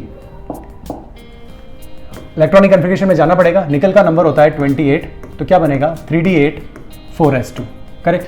3d8 4s2 option state अगर आप यहाँ निकल के निकाले तो देख के नजर आ गई +2, तो निकल अगर +2 में लेके आना चाहेंगे तो कितना हो जाएगा, केवल 3d8। 3d8 को यदि मैं अरेंज करूं 1 2 3 4 5 6 7 8, करेक्ट। H2O है, 3d8 4s आता है, आगे 4p भी होता है, ये s बन गया, ये p बन गया, करेक्ट। अब आपको पता है H2O एक वीक फील्ड लिगेंड है, पेयरिंग नहीं करता, यहाँ पे मेंशन तो किया नहीं, VBT से बताइए, CFT से बताइए। अगर VBT होता तो आप स्ट्रॉन्ग और वीक फील्ड वर्ड यूज नहीं कर सकते, CFT में you can use the word strong field ligand, weak field ligand, fine, ध्यान रखें इस बात का। यहाँ कुछ मेंशन नहीं किया तो आप बोल सकते हैं वीक फील्ड लिगेंड है, पेयरिंग नहीं करेगा, और जब पेयरिंग नहीं करेगा तो आपके पास कितने 2 अनपेड इलेक्ट्रॉन्स होंगे, और 2 अनपेड इलेक्ट्रॉन्स की वजह से ये कलरफुल होगा, तो NiH2O6 2+ is green due to the presence of 2 unpaired electrons. Fine, बात समझ में आ गई होगी। 3d8 4s2 s पे से निकल गए, 8 को हमने फिल कर दिया। सिमिलरली NiCN4 ऑप्शन स्टेट अगर हम निकालें तो x - 4 इक्वल्स टू -2, x की वैल्यू अगेन +2 ही आएगी, यहाँ पे भी +2 ही थी। +2 में यदि हम बात करें तो इस बार स्ट्रॉन्ग फील्ड लिगेंड है। आप यही सोच लीजिए, अगर स्ट्रॉन्ग फील्ड लिगेंड होगा, करेक्ट, तो 1 2 3 4 5 6 7 8 तो है ही है। अब अगर स्ट्रॉन्ग फील्ड लिगेंड होगा तो ये इसको पेयर अप कर देगा, तो यहाँ पे ना लिखकर हम स्ट्रॉन्ग फील्ड लिगेंड, साइनाइड जो कि स्ट्रॉन्ग फील्ड लिगेंड होता है, पेयरिंग कर देगा। पेयरिंग कर देगा तो बस आपको इतना सा कहना है, no unpaired electron, no unpaired electron, और अनपेयर्ड इलेक्ट्रॉन नहीं होंगे तो विजिबल रीजन में ट्रांजिशंस नहीं होंगे, और विजिबल रीजन में ट्रांजिशंस नहीं होंगे तो कलर नहीं आएगा। इंपॉर्टेंट बात थी, ठीक है। तो सीधा सा जवाब है, इसके पास अनपेयर्ड इलेक्ट्रॉन है, वीक फील्ड लिगेंड है, पेयरिंग नहीं करा था। इसके पास अनपेयर्ड इलेक्ट्रॉन नहीं है क्योंकि स्ट्रॉन्ग फील्ड लिगेंड था, पेयरिंग करा दी, इसलिए अनपेयर्ड इलेक्ट्रॉन नहीं बचा। Fine, next 29. An element with density this forms a FCC with edge length is this. Calculate the atomic mass of the element. Atomic mass निकालना है। Solid state का question है, density भी दे रखी है, डेंसिटी डेंसिटी डेंसिटी डेंसिटी दे रखी है, तो बस आपको डेंसिटी वाला ही फॉर्मूला यूज करना होगा। फॉर्मूला क्या होता है? Density Z into M upon a cube into N A. ये हम देख चुके हैं, चाहे तो आप सॉलिड स्टेट के रिवीजन क्लास देख सकते हैं, वीडियो जाकर आपको समझ में आ जाएगा। इसके बारे में हमने काफ़ी डिटेल में बात की हुई है। यहाँ तो सीधा ये देख लेते हैं क्या क्या है और क्या क्या निकाला जा सकता है। सारी चीज़ें होनी चाहिए, मोलर मास निकल जाता है, अगर कोई आइटम है तो एटॉमिक मास निकल जाएगा, यानी कुल मिलाकर आपको यही चीज़ निकालनी है। अब अगर मुझे यही चीज़ निकालनी है तो फॉर्मूला बन जाएगा density into a cube into N A by Z, correct. ये तीनों मल्टीप्लाई अपॉन दिस डेंसिटी। अब आप बस ये बता दीजिए क्या डेंसिटी है हमारे पास, ग्राम्स पर सेंटीमीटर क्यूब में डेंसिटी है, correct. Edge length 4 × 10⁻8 centimetre, centimetre centimetre match हो गया, कन्वर्जन की रिक्वायरमेंट नहीं है, सीधी वैल्यू पुट कीजिए। एन ए की वैल्यू बताई नहीं जाती, आपको हमेशा ध्यान रखनी है 6.023 10⁻23 पर मोल, मोल इनवर्स इसकी यूनिट होती है। एंड जेड एफसीसी के लिए जेड कितना रखा जाता है? फेस सेंटर्ड है, फेस के कारण 1/2 × 6 3 हो गया, और कॉर्नर के कारण 1/8 × 8 1 हो गया, 3 + 1 4, तो जेड होता है 4। तो ये लीजिए, ये 4 हो गया, 6.023 × 10⁻23 मोल इनवर्स। ये यूनिट यहाँ आ गई, तो यूनिट है ही नहीं, ये मोल इनवर्स हो गया। अब आप डेंसिटी की अगर यूनिट की बात करें तो डेंसिटी की यूनिट क्या है? ग्राम पर सेंटीमीटर क्यूब चलेगा, ए क्यूब करेंगे तो भी सेंटीमीटर क्यूब ही आएगा, एन ए करेंगे तो मोल इनवर्स आएगा, और जेड तो यूनिटलेस है, इससे ये कैंसिल हो गया। क्या बचेगा? अल्टीमेटली ग्राम पर मोल यूनिट होती है, एटॉमिक मास या मोलर मास की यूनिट्स ग्राम पर मोल होती है। तो बस अब आपको इसको सॉल्व करना है, क्यूब रूट लेना है, सॉरी नहीं, क्यूब ही निकालना है, रूट क्यों लेना है, क्यूब निकालना है। तो थोड़ी सी कैलकुलेशन लेंदी हो जाती है, बोर्ड्स में इतनी लेंदी कैलकुलेशंस आती है। सॉल्व करने के बाद आपको आंसर मिल जाएगा 108 ग्राम पर मोल। 108 ग्राम पर मोल मतलब आप समझ गए ना, ये एक मेटल है and that metal is silver. Fine, atomic mass silver का 108 होता है। Okay, next 30, give the reasons देने हैं। The air become dry when passed over silica gel. देखिए, सिलिका जेल एक बहुत अच्छा एडसॉर्बेंट है। जब मॉइस्ट एयर इसके पास जाएगी तो ये जो मॉइस्चर होता है उसको अपने सरफेस पे एड्सॉर्ब कर लेता है, इस वजह से एयर ड्राई हो जाती है क्योंकि मॉइस्चर इसके सरफेस पे एड्सॉर्ब हो जाता है। सिलिका जेल की जो बॉल्स होती हैं वो आपको अच्छे से पता होगा, जो प्लास्टिक बॉटल्स आती हैं उनके अंदर भी एक पाउच रखा हुआ आता है, शू में भी वो पाउच रखते हैं, वो इसीलिए रखते हैं जिससे कि ये जो ह्यूमिडिटी होती है, जो मॉइस्चर होता है उसको ये एब्जॉर्ब करके रखे और लेदर को प्रोटेक्ट करे। फाइन, तो शू में भी आपको ये बॉल्स के पैकेट्स देखने को मिलेंगे, तो ये it is a good adsorbent and it absorb moisture. Next, colloidal medicine are more effective in the treatment of disease. Colloidal medicine मतलब कि लिक्विड फॉर्म आ गई। अब लिक्विड फॉर्म जो कोलोइडल जो सब्सटेंसेस होते हैं उनका सर्फेस एरिया बहुत अच्छा होता है। अब जितना अच्छा मेडिसिन का सर्फेस एरिया होगा वो उतने अच्छे से एब्जॉर्ब होंगी, और जितना जल्दी ये प्रोसेस शुरू होगा उतना इफेक्टिवली वो वर्क करेंगी। तो क्यों कहा जाता है कि कोलोइडल मेडिसिन इफेक्टिव होती है? क्योंकि इनका सर्फेस एरिया ज्यादा होता है और ये बहुत अच्छे से एब्जॉर्ब हो जाती है। फाइन, नाउ नेक्स्ट, तो they have a large surface area. When a gas is absorbed by an adsorbent, the sign of delta H and delta S is negative. देखिए, इस बात को हम समझ लेते हैं। यहाँ देखिए, ये मान लीजिए कोई सरफेस है, इस सरफेस पर गैस के मॉलिक्यूल्स पहले यहां थे, ठीक है, उसके बाद ये गैस के मॉलिक्यूल्स यहां आ गए। ओके, आप ऐसे यही हुआ ना, यहां से यहां जब आपने देखा, यहां आने पर क्या हुआ? यहां आने पर या ये इंटरेक्शन बने, बॉन्ड्स बन गए, ठीक है। यहां पे ये फ्री थे सब जगह भागने के लिए, नोटिस कीजिए, इधर भी भाग सकते हैं, इधर भी भाग सकते हैं, इधर भी भाग सकते हैं। डिस्टर्बेंस यहाँ ज्यादा था, यहाँ बंद गए, तो यानी कि डिस्टर्बेंस, रैंडमनेस, डिसऑर्डरनेस यहाँ ज्यादा थी, यहाँ कम है क्योंकि सरफेस पर जुड़ गए। जब भी डिसऑर्डरनेस कम होती है तो डेल्टा एस का साइन नेगेटिव हो जाता है, एंट्रोपी कम हुई है, डिग्री ऑफ डिसऑर्डरनेस कम हुई है, कम होने का मतलब डेल्टा एस नेगेटिव। अच्छा, यहाँ फ्री थे जबकि यहाँ जुड़ गए, यहाँ जुड़े तो इंटरेक्शन बने, इंटरेक्शन से एनर्जी रिलीज होती है, और जब एनर्जी रिलीज होती है तो एक्सोथर्मिक प्रोसेस होता है, और एक्सोथर्मिक प्रोसेस के लिए डेल्टा एच का साइन नेगेटिव होता है। तो आपसे बस ये दो साइन पूछें कि क्या साइन होंगे, तो आप कहेंगे दोनों ही साइन नेगेटिव होंगे। When a gas is absorbed by the adsorbent the sign of delta H and delta H is negative. अच्छा, इसको एक्सप्लेन करना था, तो साइन तो हमने निकाल लिया और एक्सप्लेनेशन भी मैंने आपको दे दिया। नेगेटिव क्यों आता है? क्योंकि सरफेस के साथ इन गैस के मॉलिक्यूल्स में इंटरैक्शंस बनते हैं, अट्रैक्टिव इंटरैक्शंस होते हैं। इंटरैक्शंस आपको अच्छे से पता है, फिजिकल एड्सॉर्प्शन में वंडरवॉल फोर्सेस के थ्रू जुड़ते हैं, केमिकल एड्सॉर्प्शन में केमिकल बॉन्ड्स के थ्रू जुड़ते हैं, जुड़ते तो हैं तो एनर्जी रिलीज ही होती है। दैट्स वाई डेल्टा एच का साइन नेगेटिव, और यहाँ पे डिसऑर्डरनेस ज्यादा थी और यहाँ डिसऑर्डरनेस कम हो गई क्योंकि जुड़ गए ना सरफेस से, तो दैट्स वाई एंट्रोपी कम हो जाती है, इसलिए साइन दोनों के नेगेटिव। ओके, नाउ नेक्स्ट देखिए, अब हम आ गए लास्ट सेक्शन पे, सेक्शन डी पर। यहां पे हमें कह रहे हैं फर्स्ट ऑर्डर रिएक्शन है, it takes 100 minutes for the completion, 60% reaction complete होने में। टाइम बताइए जरा जब रिएक्शन 90% कंप्लीट हो जाएगी। सेम ही क्वेश्चन हो गया, बस परसेंटेज में दे दिया है। वापस आते हैं, फर्स्ट ऑर्डर रिएक्शन है, वही फॉर्मूला K = 2.303 अपॉन T। कितना टाइम ले रही है भाई फर्स्ट वाली रिएक्शन? 100 मिनट्स, ये लिख दिया 100 मिनट्स।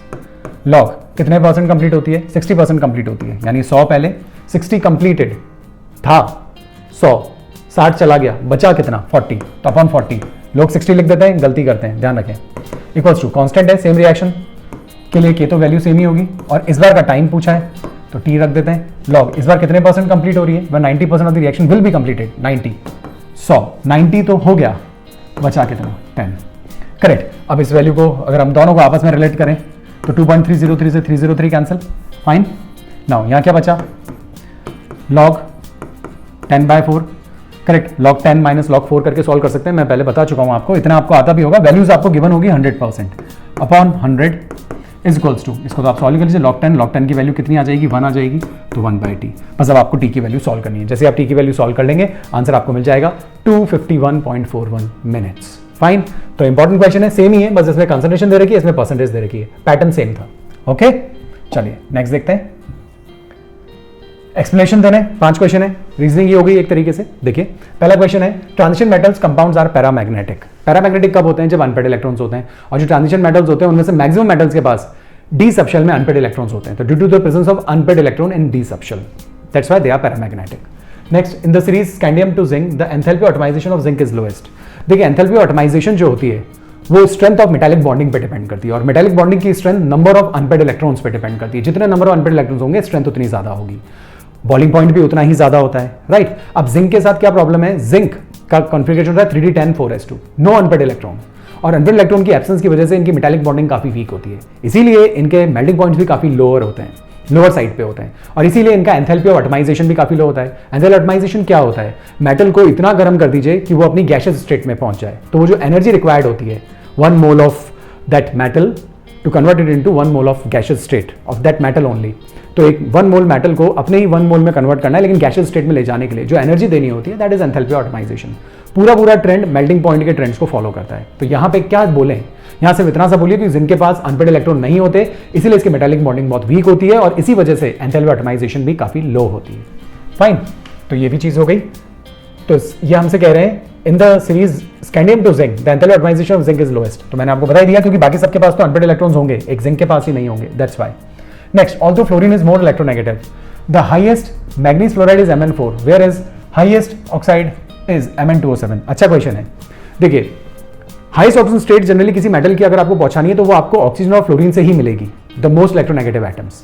अब ज्यादा हायर ऑक्सीजन स्टेट किस में मिलनी चाहिए? तो लोगों का जवाब होता है कि फ्लोरीन में मिलनी चाहिए क्योंकि फ्लोरीन ज्यादा इलेक्ट्रोनेगेटिव है।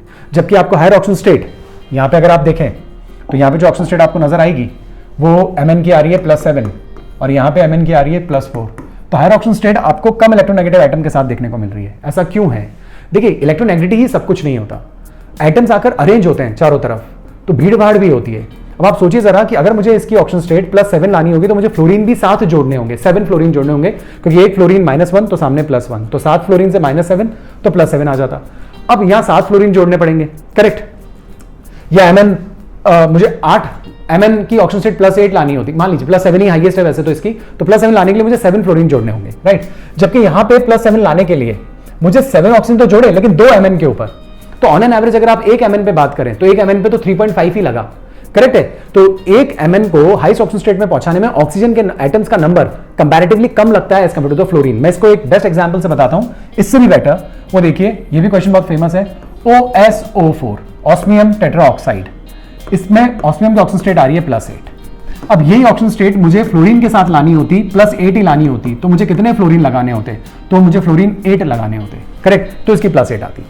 अब फ्लोरीन भले ही ज्यादा इलेक्ट्रोनेगेटिव है लेकिन ये मल्टीवैलेंट नहीं है, एक बॉन्ड में एक फ्लोरीन यूटिलाइज होगा, जबकि एक ऑक्सीजन 2 बॉन्ड बनाकर सिस्टम को स्टेबलाइज कर सकता है, या 2 बॉन्ड्स बनाकर कम ऑक्सीजन ही वो ऑक्सीजन स्टेट लेकर आ जाएंगे जो ज्यादा फ्लोरीन लेकर आएंगे। यानी कि इसकी ऑक्सीजन स्टेट अगर +8 लानी है तो 4 ऑक्सीजन ये काम कर चुकेंगे, राइट। जबकि अगर आपको यहां पे अगर ऑक्सीजन स्टेट +8 लानी है तो 4 फ्लोरीन से नहीं 8 फ्लोरीन से काम करवाना होगा, और 8 फ्लोरीन काफी ज्यादा स्टेरिक हिंड्रेंस बढ़ा देते हैं। दैट्स व्हाई ऑक्सीजन रिलेटिवली कम इलेक्ट्रोनेगेटिव होते हुए भी ये काम कर जाता है, क्योंकि oxygen is multivalent while fluorine is not. तो आप अपना जवाब मल्टीवैलेंसी से दे सकते हैं और साथ में स्टेरिक हिंड्रेंस का कांसेप्ट अटैच कर सकते हैं। नहीं भी करेंगे तो आप इतना भी बोलेंगे ना कि ऑक्सीजन मल्टीवैलेंट है, 2 बॉन्ड बना सकता है, इसलिए कम नंबर यूज होता है, जबकि फ्लोरीन के अंदर ज्यादा बॉन्ड्स बनते हैं और स्टेरिक हिंड्रेंस भी आ जाता है। तो नटशेल में अगर बोले तो because oxygen is multivalent. Fine. Now उसके बाद Zn Cd Hg are not regarded as transition elements. देखिए ट्रांजिशन एलिमेंट होने के लिए, डी ब्लॉक का ट्रांजिशन एलिमेंट होने के लिए इनके पास एक अनपेड इलेक्ट्रॉन मिनिमम होना चाहिए, या तो ग्राउंड स्टेट में या फिर किसी भी ऑक्सीडाइज स्टेट में। मैं फिर बोलता हूं, किसी भी ऑक्सीडाइज स्टेट में या ग्राउंड स्टेट में एक अनपेड इलेक्ट्रॉन होना बहुत जरूरी है, एक। अब सारे डी ब्लॉक एलिमेंट्स में अनपेड इलेक्ट्रॉन आपको मिल ही जाएगा ग्राउंड या एक्साइटेड स्टेट में। Zn Cd और Hg ये ही 3 एक ऐसे एलिमेंट हैं, मेटल्स हैं, जिनकी ग्राउंड स्टेट 3d10 4s2, नीचे आप आ जाएंगे तो 4d10 5s2, और नीचे आ जाएंगे तो 5d10 6s2। करेक्ट। इन सभी के पास डी फुलफिल्ड है, डी में एक भी अनपेड इलेक्ट्रॉन नहीं, और ये सब केवल एक ही ऑक्सीजन स्टेट शो करते हैं, एंड दैट इज व्हाट +2। अब +2 ऑक्सीजन स्टेट में भी एस में से इलेक्ट्रॉन जाएंगे तो डी में तो 10 ही बचे। तो ये 3 ही मेटल्स ऐसे हैं जिनकी ग्राउंड स्टेट या फिर जो इनकी ऑक्सीडाइज स्टेट है उसमें डी में अनपेड इलेक्ट्रॉन नहीं आ पाता, और अनपेड इलेक्ट्रॉन डी में अगर नहीं होगा तो इलेक्ट्रॉनिक ट्रांजिशन नहीं होंगे, और ट्रांजिशन नहीं होंगे तो हम इन्हें ट्रांजिशन एलिमेंट्स नहीं कहेंगे। इनको छोड़कर आप किसी को भी सोच लीजिए। बहुत से लोग कॉपर पे कंफ्यूज होते हैं कि कॉपर का भी तो 3d10 होता है 4s1, डी में तो अनपेड इलेक्ट्रॉन नहीं है। सही बात है, कॉपर +1 3d10 4s1 था, +1 कर रहे हैं तो एस में से इलेक्ट्रॉन निकाल दीजिए, 3d10 अभी भी नहीं है, लेकिन कॉपर +2 भी शो करता है। और जब कॉपर का +2 ऑक्सीजन स्टेट लगाएंगे तो कॉन्फ़िगरेशन आएगा 3d9, और 3d9 का जब आप इलेक्ट्रॉनिक कॉन्फ़िगरेशन बनाएंगे तो वैसे आप समझ गए होंगे कि 1 2 3 4 5 6 7 8 9 एक अनपेड इलेक्ट्रॉन आपको मिल जाता है। तो किसी भी ऑक्साइड स्टेट में अनपेड इलेक्ट्रॉन तो आ गया ना कॉपर में, तो कॉपर एक ट्रांजिशन मेटल है। कौन नहीं है? Zn Cd Hg। क्यों नहीं है? क्योंकि इनके पास डी सबशेल में अनपेड इलेक्ट्रॉन नहीं होता, ना तो ग्राउंड स्टेट में और ना किसी ऑक्सीडाइज स्टेट में। Next, compound of transition metals are coloured. किसी भी मेटल के जो कंपाउंड्स का कलर क्यों होता है आपको अच्छे से पता है। कलर होता है अनपेड इलेक्ट्रॉन की प्रेजेंस और उनके विजिबल रीजन में ट्रांजिशन। कभी कभी अनपेड इलेक्ट्रॉन होते हैं लेकिन ट्रांजिशन विजिबल रीजन में नहीं हो पाते तो कलरलेस ही रहता है। यहां हम बात नहीं उठाएंगे, इन सब बातों को हम बात डिस्कस करेंगे कोऑर्डिनेशन केमिस्ट्री में। यहां तो बस ये कह रहे हैं ट्रांजिशन मेटल्स कलर्ड होते हैं तो आप कहेंगे due to the presence of unpaired electrons in D subshell and their transition in visible region. Okay, now next 33rd, आपको कुछ रिएक्शंस कंप्लीट करनी है। ओके, चलिए तो देखते हैं। पहला CH3COCl AlCl3, तो हम पहला एक एक करके देख लेते हैं ना, राइट। ये रहा बेंजीन है, CH3COCl AlCl3। आपको अच्छे से पता है यहां तो क्या होने जा रहा है, ये तो फ्रिडल क्राफ्ट असाइलेशन रिएक्शन है। 11th में भी आपने देखी है और 12th में भी इसके दर्शन आपने कर ही लिए। ये HCl बाहर निकल जाएगा और यहां पर बेंजीन रिंग, राइट, और यहां पे COCH3, बहुत ही फेमस कंपाउंड, नाम है एसीटोफिनोन, ध्यान रखें, ये हो गया। ओके फाइन, चलिए दूसरा देख लेते हैं। CH3COCH3 I2NOH, याद कीजिए I2NOH। I2NOH का मतलब आप समझिए होंगे hello form reaction. Hello form reaction में CH3CO ग्रुप आ गया तो CH3CO ग्रुप में से एक तो CHI3 बनना ही है, येलो PPT। ओके, साथ में अब बची हुई जो चीज होती है उसका सोडियम सॉल्ट बन जाता है उस कार्बोक्सिलिक एसिड का, तो COO- और Na+। लेकिन आगे ये हाइड्रोलाइसिस भी कर रहे हैं, तो जब हम एसिडिफिकेशन इसका कर देते हैं, स्ट्रॉन्ग एसिड डाल देते हैं, तो स्ट्रॉन्ग एसिड जब आप डाल देंगे तो NaCl बाहर निकल जाएगा और पीछे कौन आके जुड़ जाएगा? पीछे आके जुड़ जाएगा इस बेंजीन रिंग पर COOH। ओके, तो यहां पे आप आंसर क्या रिपोर्ट करेंगे? एक आंसर तो आयोडोफॉर्म और दूसरा आंसर बेंजोइक एसिड, ध्यान रखें। ओके, नेक्स्ट देखते हैं। नेक्स्ट देखिए, नेक्स्ट यदि हम बात करें तो second Zn Hg/HCl, Clemmensen's reduction. Clemmensen's reduction के अंदर सीधी सी ट्रिक होती है, एल्केन्स बनाने होते हैं।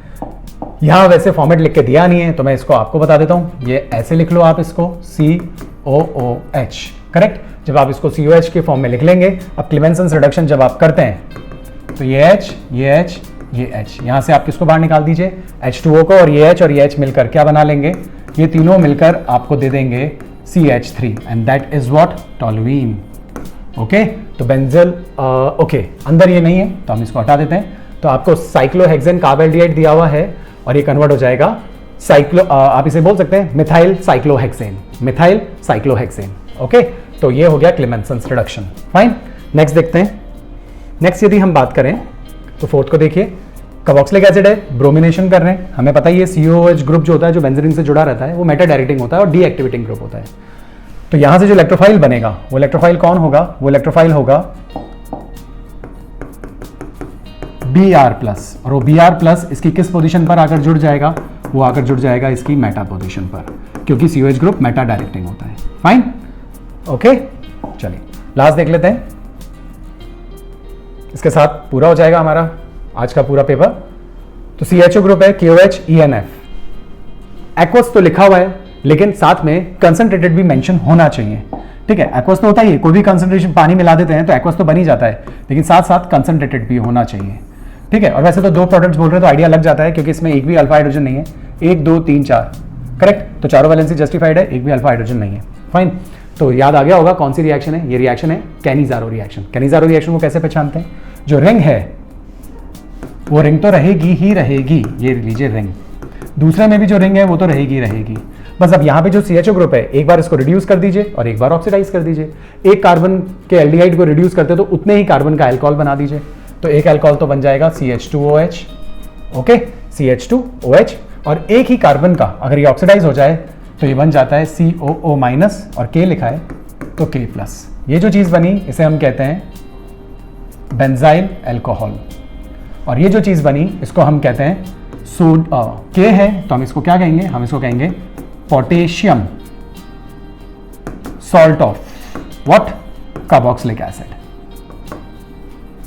ओके, तो ये कौन सी रिएक्शन थी? कैनिज़ारो रिएक्शन थी। अल्फा हाइड्रोजन नहीं है तो रिंग तो वहीं की वहीं है, उसके अलावा जो एल्डिहाइड में जितने कार्बन हैं या टोटल जितने कार्बन होते हैं आप तो ध्यान रखिए। बस ये वाला जो ग्रुप है यही अल्कोहल में कन्वर्ट हो जाता है और ये वाला ग्रुप कार्बोक्सिलिक एसिड के सॉल्ट में कन्वर्ट हो जाता है, और पीछे जो भी ग्रुप हो वो वैसा का वैसा रहता है।